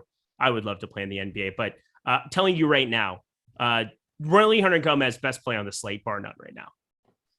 Yeah. So, well, here the incident with Jackson Hayes is from July, though. I know it was, but it just came out today last night or something. It came out that Jackson Hayes was having some legal trouble, and it just came across yesterday because I hadn't heard anything about it, period, until last night. Because I had done the Slate Starter podcast with Ryan. I had a buddy who was just like, hey, did you see this thing about Jackson Hayes? And then, everybody got ruled out in the morning. And he's like, oh, now this Jackson Hayes thing's matters, or it could matter. And sure enough, it did. He was charged today. There you go. I was going to say it was TMZ. I saw it on everything on Twitter, and nobody was talking about it on the earlier shows. So Willie Hernan Gomez, I have been playing 31 minutes right now. I have Jackson Hayes playing 17 because I'm not going to completely remove him from the rotation, but I was pretty firm that Herbert Jones is going to play the backup 5 in this spot. And, Jackson Hayes, I basically gave him the 17 minutes because he's projected for 35% ownership. That's obviously going to plummet in the aftermath of Hernan Gomez entering the starting lineup. But legitimately, I don't know if he sees the floor. That's definitely a real possibility. I'm still going to project him in unless we see him out. I don't view this as being like the Rudy Gay situation that we had from a couple of weeks ago. I would feel differently if this was something like, oh, Jackson Hayes. If this was an incident that actually happened yesterday, I would feel different than it being something that happened in July. So I'm going to project Jackson Hayes if he's playing today. Okay. Well, he got charged yesterday and played yesterday, but also you had Jonas Valanciunas. I mean, Jackson Hayes, that's what I'm saying. I think 17 minutes is I think he plays the exact same role he's been playing here for this team, but I'm saying that there's a chance that he doesn't play. That's all I'm throwing out there. I doubt that. How many minutes are you going to project him for now with Hernan Gomez starting? I guess I'll go 26 minutes Hernan Gomez and 22 for Jackson Hayes. Okay. That's fair. And again, I did not hear on the previous show that I didn't hear them cover anything about the Pelicans. I kind of randomly, because you're putting together your sheets, you're putting your contest stuff together a little bit ahead of time. And so you kind of jump in and out of the show's previous, as I'm hanging out. So Laffy did bring it up. Okay. So shout out Laffy for bringing it up because it's obviously something that I thought could really matter to this slate. Thought it was an important talking point. Well, now everybody has the information. We have 28 minutes to kind of react to it here. Legal issues narrative. Yeah, that's not going to be a thing. We're not going to touch on that. But I just feel like that was going to be something where Hernan Gomez was more live to start than probably anticipated. Let's keep it moving here. Anything else at the guard spot? We got to get to forwards. Well, I mean, I think we should talk about the Pelicans starting lineup and how it matters for DFS beyond. Oh, should we? Why? Yeah, we should. I think it's pertinent. I like Hernan Gomez a lot now as a starter. I think there's a lot of risk of him getting into foul trouble against Joel Embiid. So I'm not looking at it as, a lock play. Play him in cash games, though. Play him in tournaments. And here's in terms of allocation, Jackson Hayes versus Hernan Gomez. I prefer Hernan Gomez as a fantasy play now that he's starting. I'm curious to see what the starting lineup looks like. Steve Buzzard trolling me in chat. Is this real life? Steve, I thought we were friends. We had euros. We broke bread together, my friend. Let's see. Guess not. It's fine. It's fine. Some things matter to some people. Good point. Good point. You know what? I'm going to check. Steve raises a good question. I'm going to pull up the DraftKings app and let's see what they say about Jackson Hayes. Jackson Hayes, no green check mark. This is pertinent information. Willie Hernan Gomez, also no green check mark, though. Does he? Well, now I am befuddled. Should I double check? Do you think I missed something? I wish there was a filter with like a Sherlock Holmes hat and a magnifying glass because I could really do some damage and look into this. All right, let's go to the forward spot here because... Wait. We have to talk about the Raptors and Scotty Barnes being out also. Yeah, Scotty Barnes is out. I know you want to start. That's all I want to talk about is Chris Boucher. That's all I want to talk about. My dude is starting. Told you he'd be relevant. I got one thing right today. Yep. Gary Trent, OG Anunoby, pass. By the way, this is a gigantic starting lineup. Trent, Anunoby, Siakam, Boucher, Achua. That is a massive starting lineup the Raptors have out there. Yep. It's cool. All right. So top of forward, we've got some popular guys, obviously, from the Pelicans that we need to roster, but Pascal Siakam and Chris Boucher are my two favorite forwards to be rostering on the slate. Boucher is just too cheap. Pascal Siakam's too cheap. No Fred VanVleet, no Scotty Barnes. What do you think about the forward spot from Toronto? Well, a real change in energy from the beginning where you're all fired up and ready to go. Now we get to Chris Boucher and he just ran out of gas.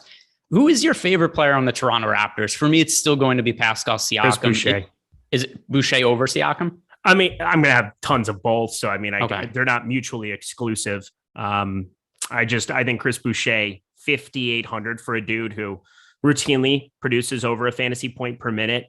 He's going to play. It's always been a minutes thing with him. And you just look at this lineup, obviously playing alongside Pascal Siakam. There's certain things that won't be as pronounced. You just talk to OG Anunoby being on the floor too. It's a big starting lineup, but I don't care. 30 minutes of him at 5,800. I'm just pretty darn excited. There's upside for a lot more than that. We've seen mid 30s minutes from him in a bench role of late. So this could definitely be a Boucher smash spot. Yeah, I'm just working through the Raptors and trying to figure out what to do with some of the minutes there. I know earlier we were talking about, how they're running this really short rotation. They're playing guys a massive amount of minutes. So to me, very clearly, we want to play Siakam, we want to play Boucher, we want to play Anunoby. Is there anybody else you're looking at? Like, who do you think the sixth man is going to be? Is anybody like Banton or Champagny? Does that do anything for you? Oh, God, no, not on this slate. I mean, Trent Jr. is obviously the guard that we want to play. He's starting. He's 5K.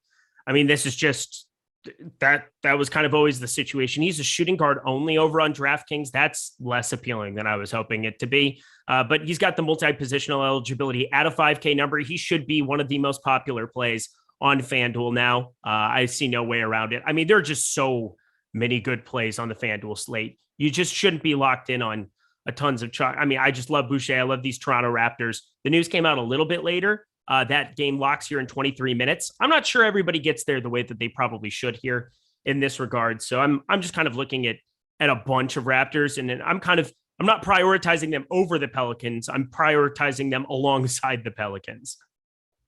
I'm rerunning my lineups right now. I have a feeling my lineups is just going to be Pelicans. We could kind of do the show in 8 seconds. Pelicans, Raptors, Harden, Jokic, Embiid. Done. All right. How would you prioritize the Raptors on FanDuel? That's the question that we're getting here from Andrew Martinez. I think that's a great question. I'll let Greg go first. All right. So I am currently updating everything, running lineups, and it still has to be Siakam. I know Boucher's 7,100. Honestly, I still think Boucher is a fairly solid play at 7,100, but considering the pricing on FanDuel, I think it's Siakam 1, Anunoby 2, Boucher. Actually, Precious probably 3 for me ahead of Boucher, then Gary Trent Jr. Did you see our minutes projection for Pascal Siakam in this game? I could tell you that mine is 42. 46.25 minutes is the projection. We have Pascal Siakam out there. You know, when I talk about knee problems, Pascal Siakam's going to need a nice, I don't know. I mean, he's going to lose his mind on this. I mean, this is absurd. Oh my God. We're getting all this Phoenix news that I don't need for tomorrow yet. But I'm looking at a guy like Pascal Siakam, 45 minutes as a projection. I'm getting him absolutely everywhere. I think you should absolutely be getting him everywhere. Probably my favorite spend up period above 8,500 on this slate now. Would you agree? Above 8,500? Well, let me see. James Harden's excellent, but I have very similar ownership between Siakam and Harden, but nope. Okay, lineup's running Siakam. I have more Siakam. Okay, Crooked Samaritan, Ant Edwards or Terence Davis, gun to your head. Well, it's very extreme. I don't need to do that. We could just answer the question. Ant Edwards or Terence Davis for you, Greg? I cannot imagine the situation where somebody would hold a gun to my head to know whether to play Anthony Edwards or Terence Davis. So this situation right now, yeah, if there was a time, it would be today. I guess the situation is for $2 apparently. But so Anthony Edwards or Terence Davis, it's so hard to compare them because the price ranges are so different. Obviously, I have Anthony Edwards projected for more fantasy points, but I'm not really playing Anthony Edwards today. I am playing a lot of Terence Davis. So are we looking points per dollar? Are you just looking at who scores more fantasy points? The better points per dollar play is clearly Terence Davis here. but Anthony Edwards scores more fantasy points. Yeah, it's definitely going to be Terence Davis on DraftKings. On Fanduel, I mean, Terence Davis is 6,700. That's a little bit more extreme. Ant-Man probably going to be the guy for me over there, just straight up. We've seen it over a longer sample, although, of course, no Darren Fox. Different situation for Terence Davis. He's just been lights out. Going to go to more of him over on DK than I'm on Fanduel. So it's same number there, Ant-Man. Next one, $5 from Poppy Rocks. Cody, a direct pivot from questionable Beverly. So we're looking at Cody, a direct pivot from questionable Beverly. I don't know what that is referring to. Cody. So he's asking, is Cody Martin a pivot off of? No, just don't play either of them. Yeah, Patrick Beverly doesn't play till 10 p.m. Eastern time. So like you have forever to be waiting on that. He's not a priority. If I get him in a couple lineups, I'm fine with it.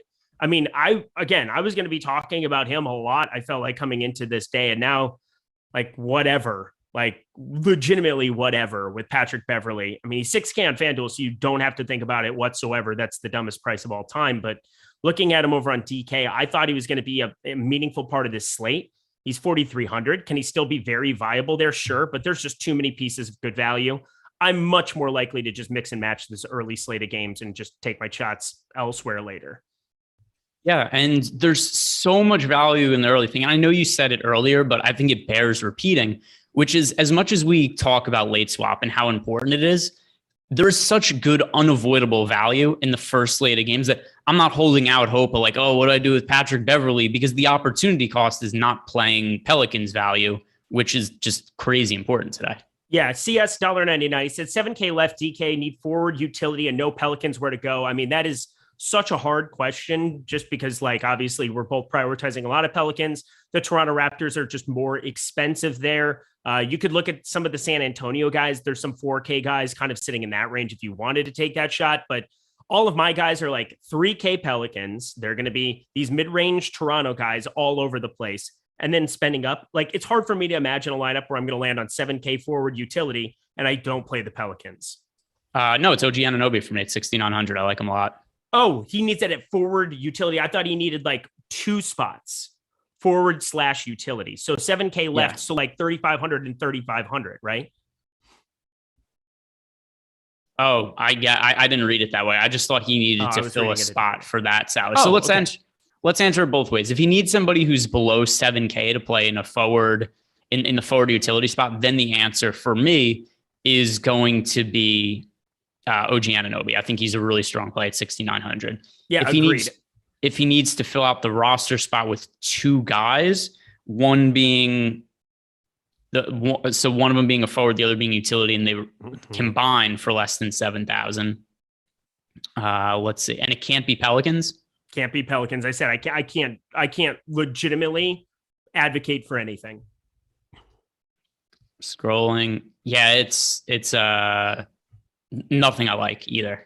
All right, we got two more super chats. Play Pelicans, guys. There's no issue with playing Pelicans, guys. Yeah, we got two more super chats, and we're going to fly through forward. We got to get ourselves to the jock market portion of the program. We'll be able to talk about our lineups, and my God, will we have some ability to sweat for half an hour. If you think I'm tilting now, just wait until Jose Alvarado starts off poorly. Just you wait. It'll be great. Madison T, Jokic and Achua versus Embiid, Trent, Fanduel, large field.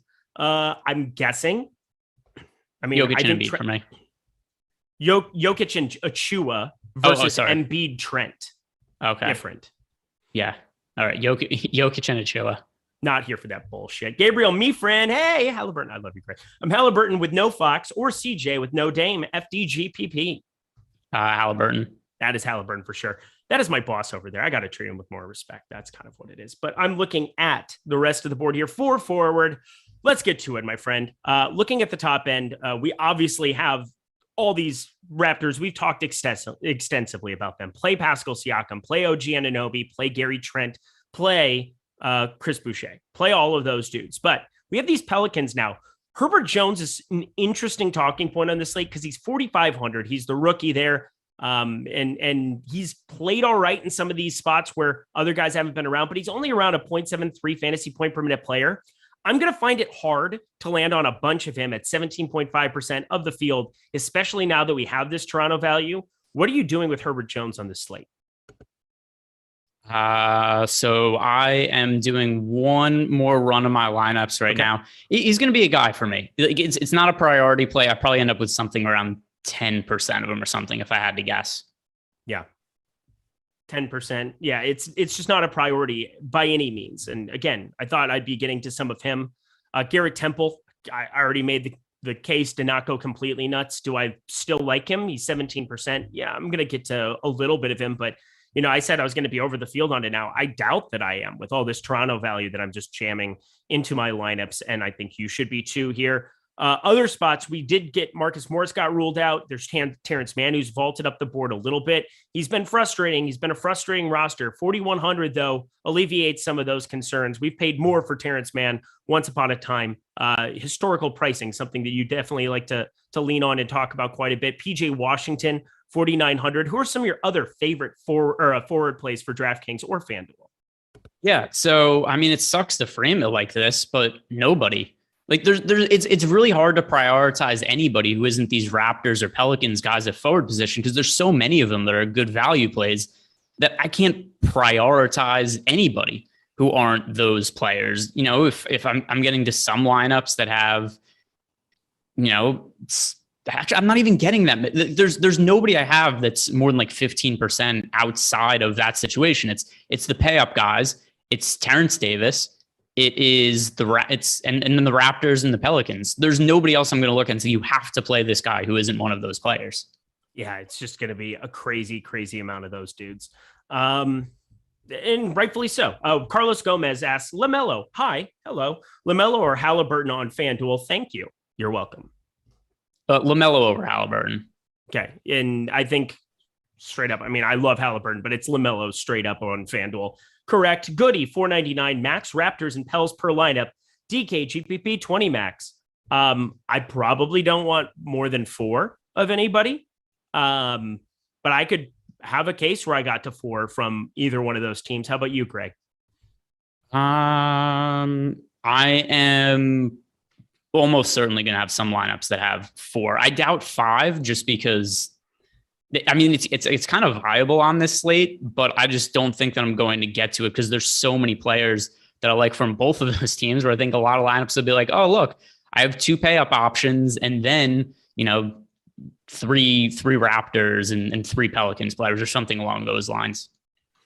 I agree. I'm going through and updating my stuff too. I mean, this is just, I'm glad that I played a fewer allotment of lineups just because I knew how insane this was going to be to try to adjust everything with all of these early games. And, there's definitely some viability to these are the days that if you're at home paying attention and watching, you should be playing more volume because there are going to be some mistakes made along the way. There's going to be some value that opens up and, there's going to be less late swapping than usual here because we're all trying to get some of that early value, but definitely be kind of just using logic in a lot of ways. Like, do we need to be playing like 30% Garrett Temple or Herbert Jones now?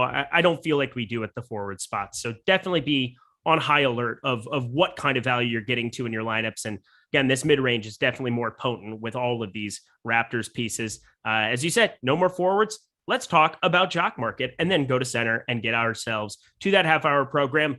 Jock Market, they've turned fantasy sports into a stock exchange where you can make money every single minute, every single second, every single hour of every single game. You buy and sell shares of players in real time for real money. And using promo code Awesemo, $50 bonus on your first deposit. You have markets for the NFL, which, obviously this weekend, last 2 gamer we have, Rip City before the Super Bowl. Then NHL, NBA, obviously, is what we're talking about. PGA, MLB, God willing, that comes back.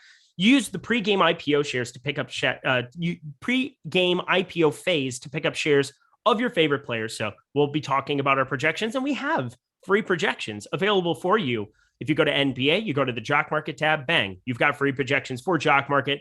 Plus, if you've never had a chance to play over there before, you deposit anything you want, but up to $100 of your very first market, whether that be an NFL or NBA, will get refunded up to $100. So that's free money. So you can get the $50 deposit bonus. So put in 50, you'll get 50. And if you were to lose that 100, somebody gets hurt, something fluky happens during the game, you will get that deposited immediately, $100 right back into your pocket. Doesn't get a whole lot easier than that. So check it out. Really love playing over there. Really love talking about their product. And this will probably be the easiest opportunity we've ever had to talk about chalk market, because it is going to get wild in this pre-game or post-game IPO phase during this trading where you buy, sell, and trade players, because we have Pelicans, because we're going to have Raptors, because we have all of these amazing spots. Go and download those here immediately. We'll be talking about those. And thank you so much to them for their sponsorship of the Live Before Lock show. All right, my friend, let's go to center, where it seems like Nikola Jokic and Joel Embiid are legally required to be on the same slate together forever and ever for all time. I know that you talked about Embiid being a guy that's definitely been producing at a much higher rate of late. People aren't really taking that into account, aren't projecting him correctly, but are you getting to more of him or Jokic on this slate? Jokic. Also, we have a bunch of super chats piling up now. Beautiful. So, dude, one read, and then here we go. We did the Max Raptors here. Cheyenne DeWalt, Alvarado, NAW, OG, or Derek White, Temple, Precious. No site given. It's Alvarado, NAW, OG. Agreed. I like those two. Derek White, I don't even know what I'm going to do with him here now. Derek Stencil, Pirtle, there we go. Or Boucher, center on FD. Thanks. Boucher for me by a landslide. Boucher for me, not as much of a landslide, but I've been projected for more fantasy points. And I liked Pirtle coming into this slate. It's weird. Pazzulli, Michael Pazzulli here. Hey guys, Bridges Siakam or Harden Boucher, Fanduel. Thank you. You're so welcome. Harden and Boucher. Absolutely. The second one. I mean, that's like my ride or die tandem here today. With that said, though, Boucher is 7,100 on Fanduel. Is that at all restrictive for you? 7,100, no, because I'm projecting him for a boatload of minutes. And when you project him over a fantasy point per minute guy for a boatload of minutes, there's no DeJounte Murray or Derek White that he has to contest with. Like, obviously, Pascal Siakam, OG Anunoby, Gary Trent, they're all willing shooters, but Boucher can get it done in so many different departments. I just absolutely love getting to him. 7,100, not really. I mean, I'm not saying that I'm going to get to him as much as what I'm going to get to on DK at 5,800, but I'm definitely going to still get to him. Yep, I think that's reasonable. Sir, I mean, we're not breaking any ground here. No, he's a better play on DK at 5,800 than he is on FanDuel at 7,100 for sure. I mean, we're projecting him for almost 40 fantasy points in 32 and a half minutes. I mean, that does a lot of it for me. He's definitely going to be one of the larger stands I still make over on FanDuel here. But Gary Trent at 5K is just going to be in a bunch of my lineups. I don't really see any way around it. Same thing with Precious Achiuwa. I mean, all of these Raptors are just impossible to get away from. I mean, I could be getting to just a crazy amount of Pascal Siakam power forward only, but 9,100, no Fred VanVleet, absolute smash for me. So we talked center there. Nikola Jokic, I think we both are going to prioritize a little bit more than Embiid, but then there's this next tier, and obviously we need to talk about Hernan Gomez. And I was seeing some people talking a little bit earlier. Jackson Hayes, he's going to play, in this game. Well, sure, he could play. I don't project him over 22 minutes, and that's a problem because he's going to be popular even in the aftermath of this news. Still seeing him 17% of lineups. That's giving up a roster spot, and unless he goes for 30 plus, I don't want him in my lineup. How are you looking at the center spot here from the Pelicans? Prefer Hernan Gomez, but I'm actually underweight to both Jackson Hayes and Willie Hernan Gomez right now because of all the Raptors value. Right. And I'm only slightly underweight to both of them. It's like 30% Hernan Gomez, 10% Jackson Hayes. So slightly underweight, nothing crazy. It's not like I have 0% of both of them, but here are the available centers we have today. And they're all guys that we could play at center that I just think are higher priorities between, Boucher, Siakam, Precious Achiuwa, Jokic, Embiid. These are guys I want to get to at a higher clip than some of those guys, if given the option to relative to ownership. So I thought I was going to be getting to a ton of Jackson Hayes earlier. Once we saw Hernan Gomez starting, I thought I was going to get to a ton of him, but the Raptors value just kind of supersedes that. Agreed. How are you doing on lineup? 6 minutes to go. You doing well? Yeah, I'm done. Okay. Well, good to be you. I'm going back through. Let me just change this because I had it capped at 3. There we go. And now I'm back in the fray. What are you doing with Precious Achiuwa? You said obviously the center is there, but he's 4,200 over on the DraftKings slate. Is that somebody at 30% that you're over or underweight to? Slightly overweight to. I would like to be more overweight to him. I look at my projection for him. It's like, oh my God, look how cheap he is. I'm projected for all these fantasy points. But it's the same with all of these guys. Like I still have Jackson Hayes projected for a good amount of fantasy points. I still have Willie Hernan Gomez projected for a decent amount of fantasy points. I like Achiuwa more than both of them. but I would like to just play nothing but centers today, and that's kind of not an option. Yeah, I mean, if you cheat. Yeah, that's true. How do I do that? I don't know. I just play 3-mans. Somebody my where buddies. I was gonna say that's the joke that I don't want to make. I don't need trouble. I'm sensitive enough. We've learned that over the years. Oubre is sneaky. What do you think about Kelly Oubre as a sneaky play on this slate? That there's better plays available. I have That is the right answer. I mean, once again, I have Kelly Oubre projected fairly well. There is no Gordon Hayward today for the Charlotte Hornets. Everybody's out for, well, not everybody, but we've got the Toronto Raptors missing Scotty Barnes and missing Fred VanVleet. That's certainly going to hurt their defense. You know, they're going to be guys like Champagny's going to be out on the court for 15 to 20 minutes or something like that. But there's better plays than Kelly Oubre, which is problematic. There's a lot of good plays on this slate. He's good points per dollar, but there's a lot of guys who are great points per dollar. All right. Why don't you take a look at the chat here for a quick second? Because I'm having major issues getting my stuff uploaded. Sure. All right. So do we have any more super chats? Don't think so. I we think do not. Let's see if we have any questions in Discord. If not, I'm just going to go position by position and break down who my most rostered players are today. So over in here, we got some Discord questions. Beautiful. First from JEW, DK single entry, Embiid and Patty Mills or Harden and Korkmaz. That is Harden and Korkmaz for me. I don't really think there's a real need to play Patty Mills at this point on this slate. Agreed. From Mr. Moneybags, Embiid and Harden or Jokic and Murray for a DK GPP. That is Embiid and Harden for me. Yep, same here. Oh, here we go. We've got from Sam Cassell Dance. Fine to play Achua with Siakam and DK single entry. Yes, in fact, I'm pretty sure that is in my single entry lineup. Let me double check to make sure that is the case. Yep, I've got both of my single entry lineup. That's my house projected lineup at both of them. I have no issue with that. So there are definitely situations where I would look at some of these situations where guys are negatively leveraged, and I wouldn't want to play them in the same lineup.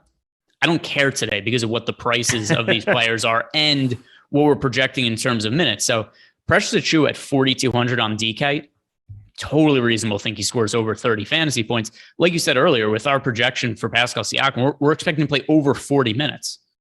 Totally reasonable to think he plays over 40 minutes. And it's totally not crazy to think that the way that Siakam and Achiuwa both accumulate fantasy points, that both of them could pay off the price tags. No issue playing both of them together in a single entry lineup. All right, super chat. Halliburton and GA Murray, FD Cash.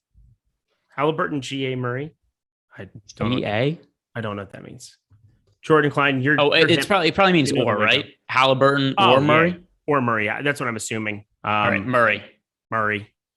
I like Halliburton. I just am only playing him primarily over on FD and not as much as I was hoping for because Toronto happened. So there you go. Yeah, he's somebody who scares me. I don't have a whole lot of exposure to Tyrese Halliburton. The ceiling is obviously substantial, but there's an opportunity cost to playing him, and it's going to be some of those Toronto guys. Once again, he's one of those guys who he is. Let's see, what is the salary on Halliburton? Halliburton is 7,400 on DK. I have him projected for high 30s fantasy points.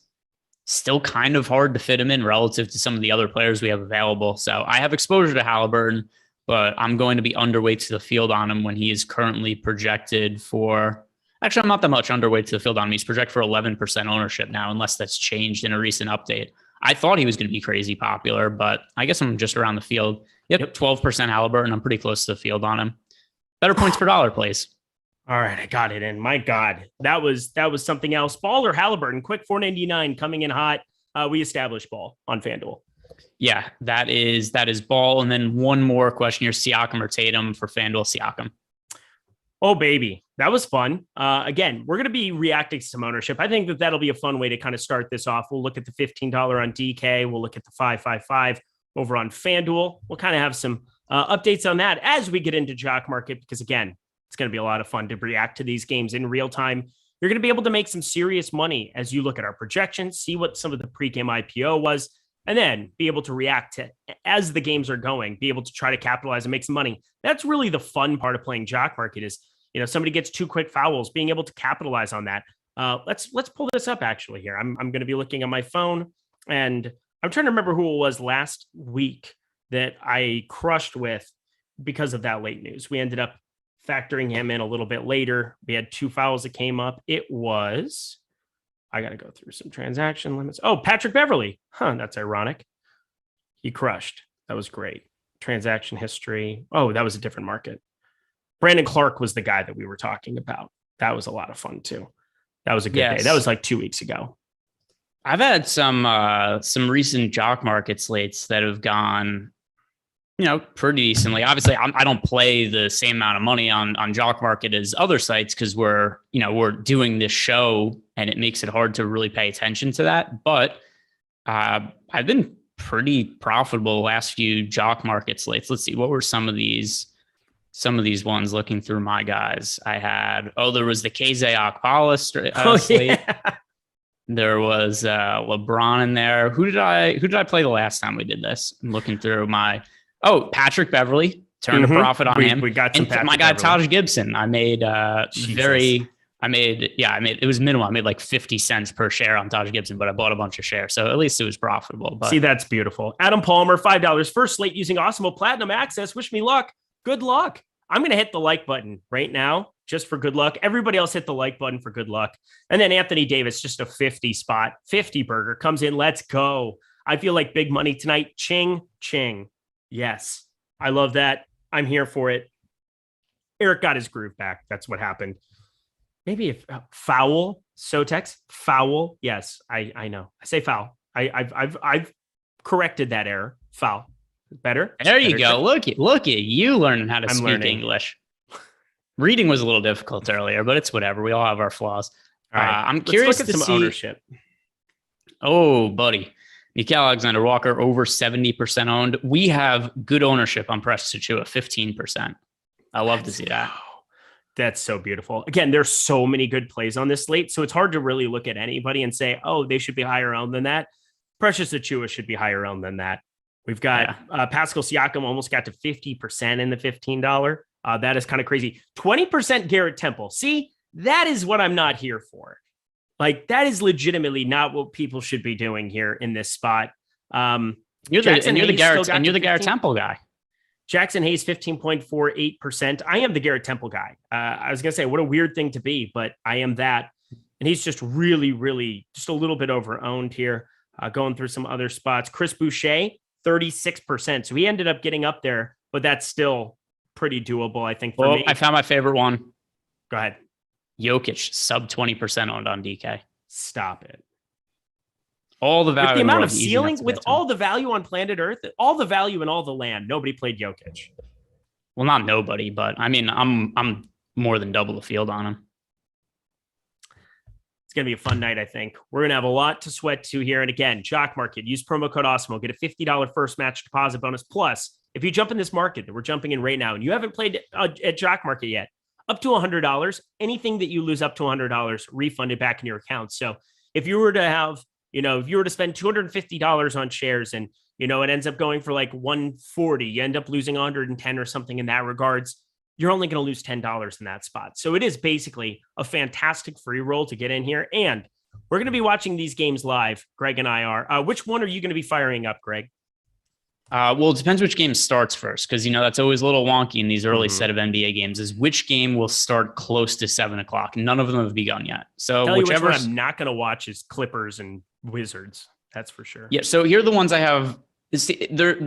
I have obviously Pelicans. I have interest in a lot of those guys. Nuggets, I've got interested in Nikola Jokic. Raptors, Hornets, we're interested in all the Raptors guys. Wizards, Clippers, who gives a care there. So it's going to really... Who gives a care? Who cares? All right. Yeah, whichever one of these games start first is going to get my vote. Okay, that seems like a fair vote. I'm pulling up the Jock Market projections here as well. Looking at the top end, Nikola Jokic, $20.40 on a 9-game slate. 9-game slate, he's still got a fair IPO price that is that high. That's just hilarious to me to think that he's the best raw projected scorer out there by a landslide over James Harden, which again, missed shots are worth negative 0.5. So you have to keep that into account. You have to keep that into account. What am I trying to say? I have no clue what you're trying to say. my brain is just malfunctioning here. But Nikola Jokic, $18 ask. If you have the bankroll, I would just be firing a lot of shares in Nikola Jokic. I think you can still find some value with that. He's too low owned. He's too low owned in DFS. And I would say that for this slate on Jock Market as well, $18, you've got some ceiling there. I mean, I find it very hard to believe that he shouldn't be a top 3 guy out here. I mean, your boy Joel Embiid seems like a decent get at $13.90. He's actually up to $16.30 on Jock Market. I take that back. I mean, it is Jokic or bust amongst these studs. Would you agree? Yes, Jokic is by far the best pay up option here. All righty. Let's see. Anybody that's really sticking out to you, because I felt like we could maybe find some Toronto guys really, really quickly and capitalize on some of that. Gary Trent, 494. Ooh, that seems a little bit low. Projected for over 31 fantasy points. There's just so many guys projected well on this slate. Yeah, I'm curious. Well, you know where I think is actually probably a pretty good place to check is where is Precious Achiuwa? Because he's somebody who was already being, in my opinion, underowned on DK once we looked at what his ownership was. We have the fair IPO price $4 for Precious Achiuwa. Ask price currently is $383. I also have Precious projected higher than our projections were over at Awesemo. So I'd be willing to buy shares of Precious at that price, sub $4. Give me Precious. I'm getting some right now. 383. Come to me. Submit. Let's go. There we go. Got it. So I've got some Precious Achiuwa, 2 shares of that quickly. So that was good. 383 a piece. It's still 383. That's a pretty good going rate. I like that call by you. Again, he was just projected much lower there. It doesn't look updated on their screen, which is a good thing because when somebody gets ruled out last second, sometimes it's not like it's going to update the projection in 1 minute or something like that. Obviously, it takes a little bit of time to get it all fine-tuned there, but I'm looking at Precious Achiuwa as a really good buy. Now he's up to 453. My goodness, that's something. IPO was 297 for Precious. That is too damn good. Let's see Gary Trent, what he was at again. I don't know where Gary Trent. We had the fair. Our fair IPO price from was only 220. EMAC, I'm not going to do it simply because you put that into the chat. Let's see. Don't worry. What does EMAC want? He wants me to do the My Precious because I do that a lot. I do Smeagol, and I'm not going to do Smeagol. Why not? Upset because I'm upset. What are you upset Everybody's about? mean. We could do a therapy session. What are you upset about? I'm okay. 1.8K people, they don't want to hear me vent. Like normally, now you can cue everybody and be like, Eric's dramatic. Eric's an idiot. Oh, Eric's gonna cry. It's not an Eric tilt unless he cries. Oh, it's all right. I'm smashing this year. I don't give a shit. Let's look at any other Raptors that these games started yet. No, nothing has started yet. I need things to start so that we can in real time kind of analyze them. I feel pretty good about that. Do it. Pumping and dumping the Jock Market. What am I doing? No, we're not. What does that even mean, Ridpack? No, we're not. I love looking at this. Green check mark for Eric crying tonight. Yeah, cry, Eric. Cry. Eric is so precious. I have my moments. Anything else that sticks out to you? We obviously touched on that situation. Patrick Beverley might actually be something to pay attention to more over there. $2.63. That would be a guy that I want to get to. I think that looks pretty appropriate to me. 263. If he were to get ruled in there, we've seen him play 26, 28 minutes pretty much every single start, upside of 30, 32 for the most part. I mean, that's just normal allotment of minutes, but maybe first game back he doesn't. How do you feel about Patrick Beverley at 263, which I can only imagine is going to go down as these games get going? Well, it's not going to go down because... Oh, it's a set price. Yeah. Yeah. I mean, I can't try to buy shares of Patrick Beverley until I know he's in that. We only have the fair IPO price for him projected at $1.80. Something else I think we should talk about when it comes to Jock Market for today's slate. Typically Tuesdays are only 3-4 games, something along those lines. Tuesdays are usually smaller slates. It's really rare that we do this Jock Market show on a Tuesday where there's 9 games in action. So some of these guys that we're looking at as value plays, just the barometer is different because the odds of them being a top scoring fantasy player are way different when we have 9 games to choose from as compared to 3 or 4 games. Do not call me Eric D. Lindquist one more time. I will lose my mind. Rock Latex. And I know you're good people, but like legitimately don't. What did he call you? Eric D. Lindquist, as in DeChambeau. I hate that guy. He just irks me in every way possible. Does he have what bothers you about him? His existence. I don't know. He's just not a very good dude.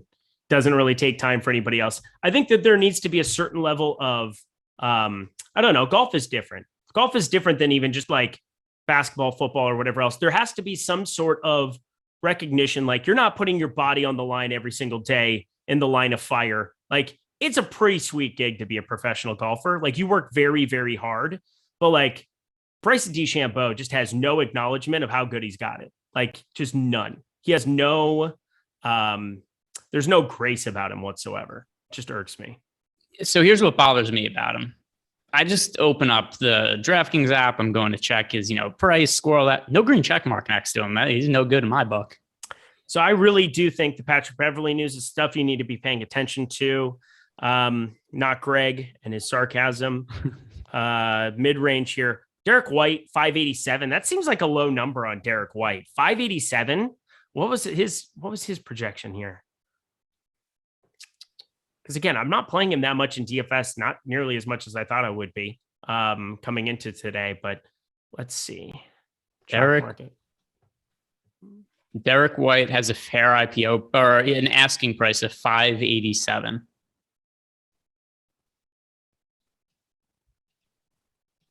$587. All right, so it's pretty fair. Let's see. Exactly. So Derek White. How many? I'll find a way to do this. So let's see if we have them in ours. Yeah. So I would think to me, the fair IPO price for Derek White is high $4. So he's about $1 too expensive in terms of the asking price. Okay. I know what issue you're running into, and high $4. That's the fair IPO price. All right, cool. Then we are not going to be doing that whatsoever. Yeah, let's see. Do we have games going? We have to have games going. We do. Yeah, we do. All right. Hurrah. So we've got, all right, here we go. I'm turning on the Pelicans 76ers game right now. By the way, David Ortiz getting into the Hall of Fame. Mm-hmm. Cool by me. But why does, all right. Are we going to go on a Bonds rant? I was trying to turn the basketball game on, but I didn't have it muted, and then it was playing, and I didn't know if it was coming through the speakers. Hernan Gomez just scored a bucket. I don't understand why nobody cares that he has a positive PED test. Yeah, just because he's likable. So it's like, oh, David Ortiz, first ballot Hall of Famer, but we can't let Barry Bonds or A-Rod in because they have positive test. Or I don't even know if Barry Bonds had a positive test, but just they're not likable, so we don't let them in. But David Ortiz is like, oh, look at him. We all like him. He's friendly. Who cares about his test? I know it's voted on by the media, so there's always going to be bias involved, but there has to be some kind of ground rules, right? You would think so. Like Barry Bonds should be in the Hall of Fame. It's not really a question. If you're not letting, or maybe it's just a thing where people are like, you know what? Look at the physique on A-Rod and Barry Bonds. Like David Ortiz, he didn't get the full benefits of using performance enhancers because he's in he's still got a beer belly. Maybe that's something that makes people feel better about him. But it's just the whole thing is dumb. I don't know. I loved him with the Twins. We made his life by trading him to Boston. It's a bummer. Am I getting trolled by the Awesemo NBA DFS account? What is happening? What happened? Pull it up, Jordan Klein. Is this real life? Oh, the show started. I didn't know. You know what's funny is sometimes I do these shows and I'm not even sure if they started or not because I don't have the green check mark. Now I know. Dude, this is just next level. Jordan Klein, what am I supposed to do? Producer cam this. What am I supposed to do right now? Is this P? Yeah. This is not P. This is the I don't know definition what of P P. is, but it ain't this.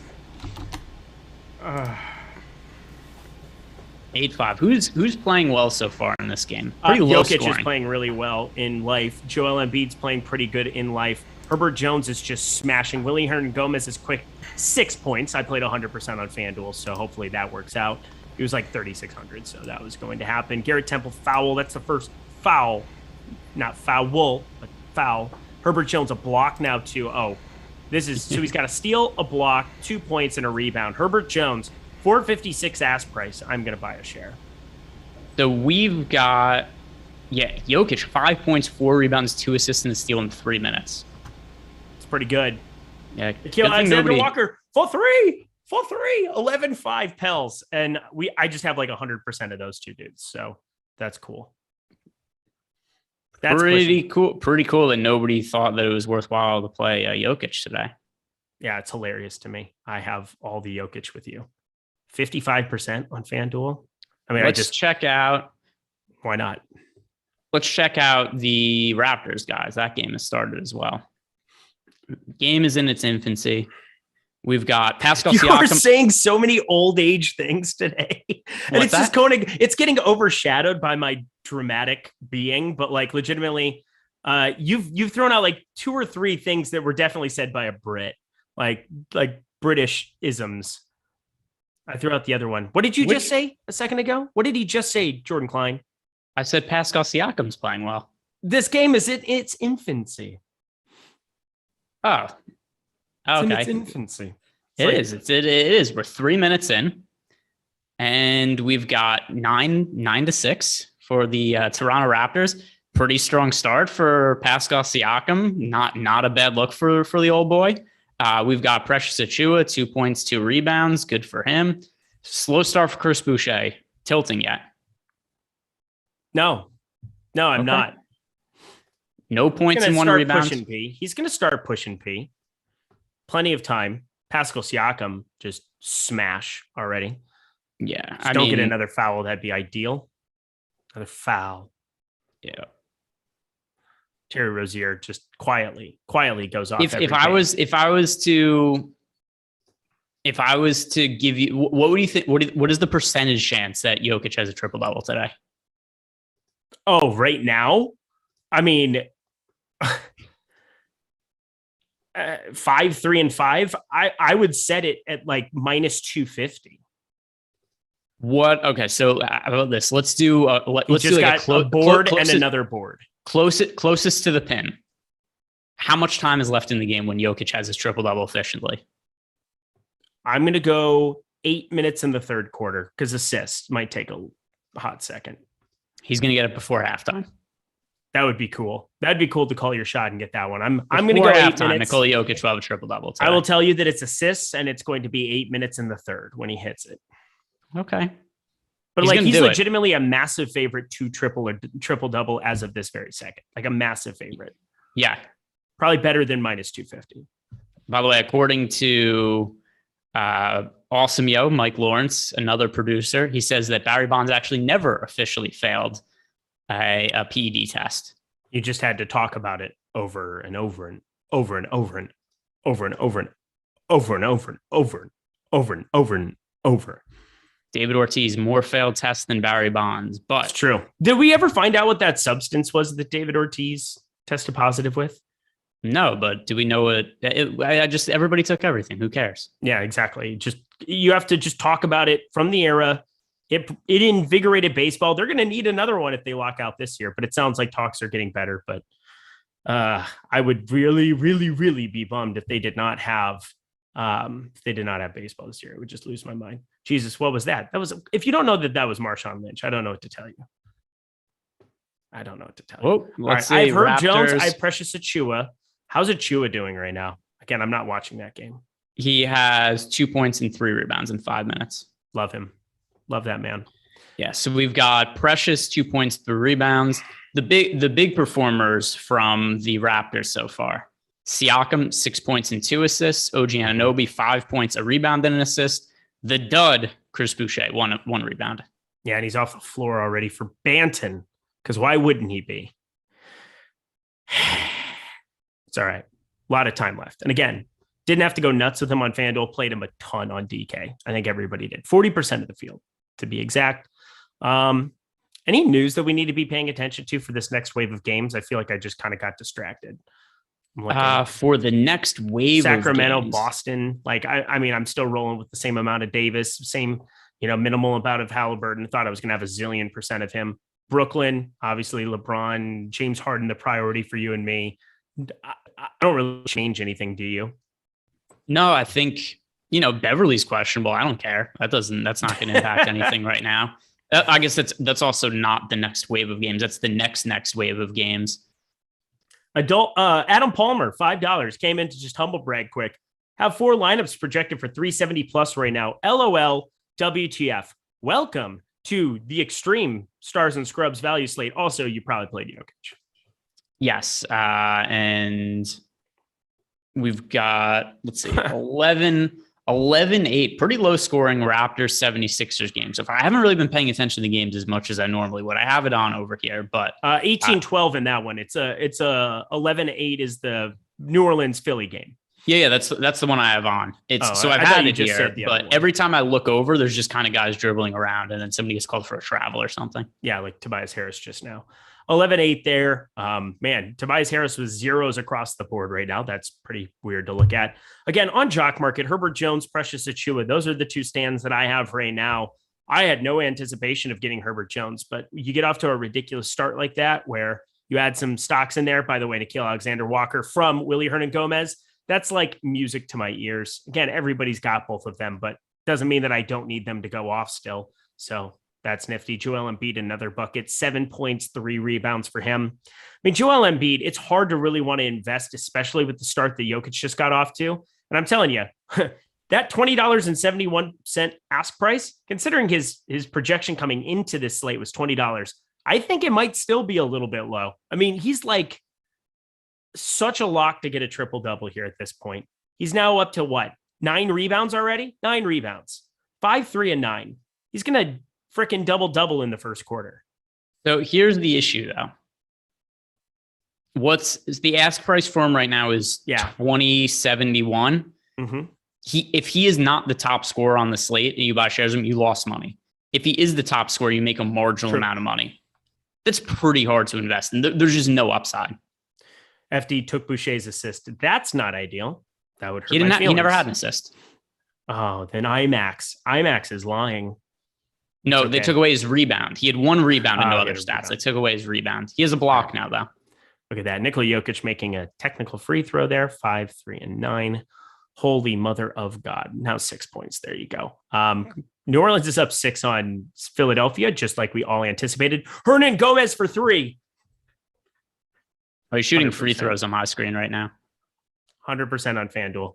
Yeah, he's shooting free throws for me. Yeah, he made another 3 there. Now he's at the free throw line. So what's that start for him? 10 points, 1 assist. Pretty useful there, Hernan Gomez, huh? Pretty useful. Not bad. So the other guys that were chalky. Oh, Jose Alvarado's going nuts. 12 on Fanduel. And he just checked out for Edoransky either way, though. 4 assists, a steal and a block. Nickeil Alexander-Walker, 5 points, 2 rebounds, and assist. Embiid on the other side, 7 points and 3 rebounds. Once again, onto his normal, 35-point game or whatever he's going to end up with. Yeah, it's just absurd. It's just absurd, guys. Let's see.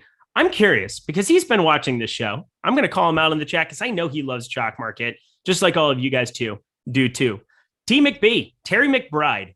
Who are you targeting on Jock Market today? That's what I want to know. One of the best analysts here at Awesemo. Awesome dude, does a ton of content.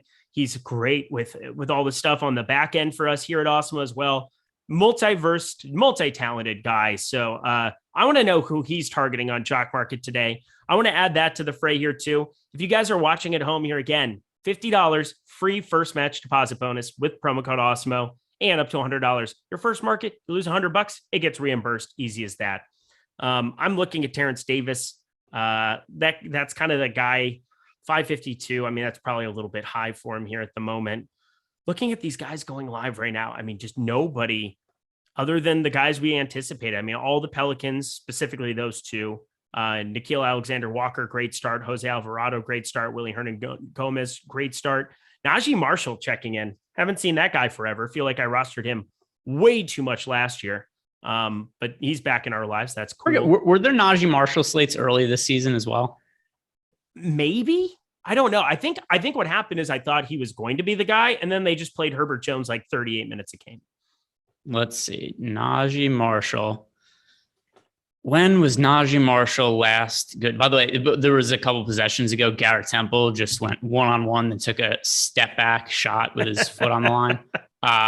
So it was, but actually it was at the end of last year and it was fairly justified. So Najee Marshall down the stretch of last year, which, end of the season, bad teams just kind of end up being tanking. Najee Marshall finished the season 35 minutes, 36 fantasy points, 36 minutes, 42 fantasy points, 30 minutes, 22 and a half fantasy points, and 30 minutes, 38 fantasy points. All starts. Yeah, I love that guy at the end of last year. I feel like, I think I tried to play him quite a bit early on in the season too, or like earlier, because he got picked up. It would have been like around January when they started up because he wasn't in the rotation. It started around Christmas last year. He started to be a guy that would just kind of get worked in minutes. And I was like, oh, I kind of like what I'm seeing out of him. And then he started at the end of last year. Yeah, that was actually a pretty good run, but I think people were pretty well in tune with that one. Pelicans really were up in pace last year. Seeing a 211.5 total for them here today. That's more of what we've gotten accustomed to here at this point in time. I was keeping an eye on cheap Cody Martin, but he's now minus 0.5 over 5 minutes. That's not ideal, Terry McBride. But I don't know how they're going to score this, but Hernan Gomez just had one of his possessions where he got like 5 offensive rebounds. He just kept tipping it and not scoring. 2, 3. He just got three tips. He missed all the layups afterwards. Yeah, but they gave him 2. So wait, hang on. ESPN just took this away. 1, 2. So 2. They took 2. They gave him 2 rebounds on it. He should have had like 4, but whatever. That sucks. I would love 100% of him over on Fanduel. Wait, does he really not? The min, he's 3,500 on Fanduel. I just played 100%. Yeah, he didn't have any rebound. So you didn't play any Jokic? Well, he's power forward eligible. Oh, true. I played him 100%. I played him 100% at the power forward spot on Fanduel. Fair enough. Yeah. Jokic, by the way, 9 points and 9 rebounds so far in the first quarter. Is that good? It's not bad. It's not bad. 11, 9, and 2. I just want him to see that. I want him to get this board here quick. Oh, Cade Cunningham from way deep, 13, 2, and 2. Talk about a guy that's going nuts that was not on anybody's radar here today. And, he's 6,800 here today. He's now the 3rd highest score on the slate behind Jokic and Siakam. I have a couple shares on Fanduel because he's bright blue. That's kind of surprising to me because I feel like I went through a number of these teams and I took like everybody out of the player pool. How much Cade Cunningham did I get to? It's got to just be, 1 share. That sucks. That's a bummer. Cade, what was the difference? So Cade all the way up to 60, still crazy cheap for him on FanDuel. But once again, this particular slate, a little bit different in terms of salary, but still, we've had this crazy price discrepancy between him on FanDuel and DK every single slate. Don't really know what's up with that, but yeah, 6,800 for Cade on FanDuel, still going to be cheap. Where do you think he finishes the season salary wise? That's an interesting question. I mean, we're assuming that we're going to be moving some parts. Jeremy Grant's not going to play for a Detroit team ever again. Kelly Olynyk, once he gets back, he's in health and safety protocols. I think he probably limits him a little bit. I think on the conservative side, 7,500, aggressive. If Kelly O gets moved, probably 8,500 on FanDuel. I'm talking FanDuel. Yeah. Well, DK is going to have him higher just because that's how they priced him all year. So I'll say like 8K on FanDuel and like 88 on DK. I love this call from Terry. NAW still only 556 ask with 10.5 fantasy points on the board already. He's also the guy that, I mean, we can probably purchase him a little bit later. They're in a timeout here right now. He's still on the floor. I mean, he's got to leave the floor here eventually, right? Yeah, Jose Alvarado just came in for him. So I'm going to wait until he comes back in the game. One small little thing over on Jock Market is sometimes those numbers won't change all the time, but what will happen is other players will pass them, and sometimes somebody will take the ask price down a little bit. I would just wait until Nickeil Alexander-Walker is getting ready to check back in order to buy shares of him. But I'm looking at a guy like Gary Clark, Jose Alvarado. I mean, got off to a 6 start. A lot of stocks here from the early going here. And Jackson Hayes, he just checked in the game for the first time at the 222 mark. Again, we'll see if he's over under 22 minutes. That's kind of what I would set it at. Would you take over or under 22 minutes on Jackson Hayes? Based on how Hernan Gomez is starting, I mean, I said that what I had projected was 26 for Hernan Gomez, 22 for Jackson Hayes before. Right. based on how well Hernan Gomez is playing, maybe it's a 30-18 split or something like that. Because I don't think they're going to share the court together. No, but foul trouble could dictate that as well. So I'll say under 22 though. Yeah, as good of a start as it could possibly be though for that cat, no question about it. Looks like we're going to have Alvarado here. Well, I'm just curious to see what happens offensively for this team. You have Alvarado, Satoransky, Najee Marshall, Gary Clark, and Jackson Hayes sharing a basketball floor for an NBA team. That's not ideal. No, but lockdown defense still apparently. Although Tyrese Maxey just made a layup, but they've only given up to Fanduel. Yeah. Guys, this was so much fun. That half hour flew because, again, when you have all of these great plays for DFS, you go to the jock market, you can see them with our projections. They're going to do the same thing for you. They're going to tell you who the best plays are, tell you where to invest your money. Use promo code Awesemo, get that $50 first match deposit bonus. Then play in any of these markets, get $100 back here. But that is the end of our boarding walk. Greg, any final words for the people? Nope, that's going to do it. If you guys haven't done it already, do us a favor, like the video, subscribe to the YouTube channel, and don't forget, check DraftKings to make sure who's in or out of the lineups. Look for those green check marks. Jordan Klein didn't give me any crap about green check marks. That's why he's my favorite. Jordan Klein, best producer in the game, named Jordan Klein, bar none. He's on his castle on the hill out west of me, living his life. Greg Ehrenberg, thank you so much for making fun of me. I'm Eric Lindquist. We'll see you guys later.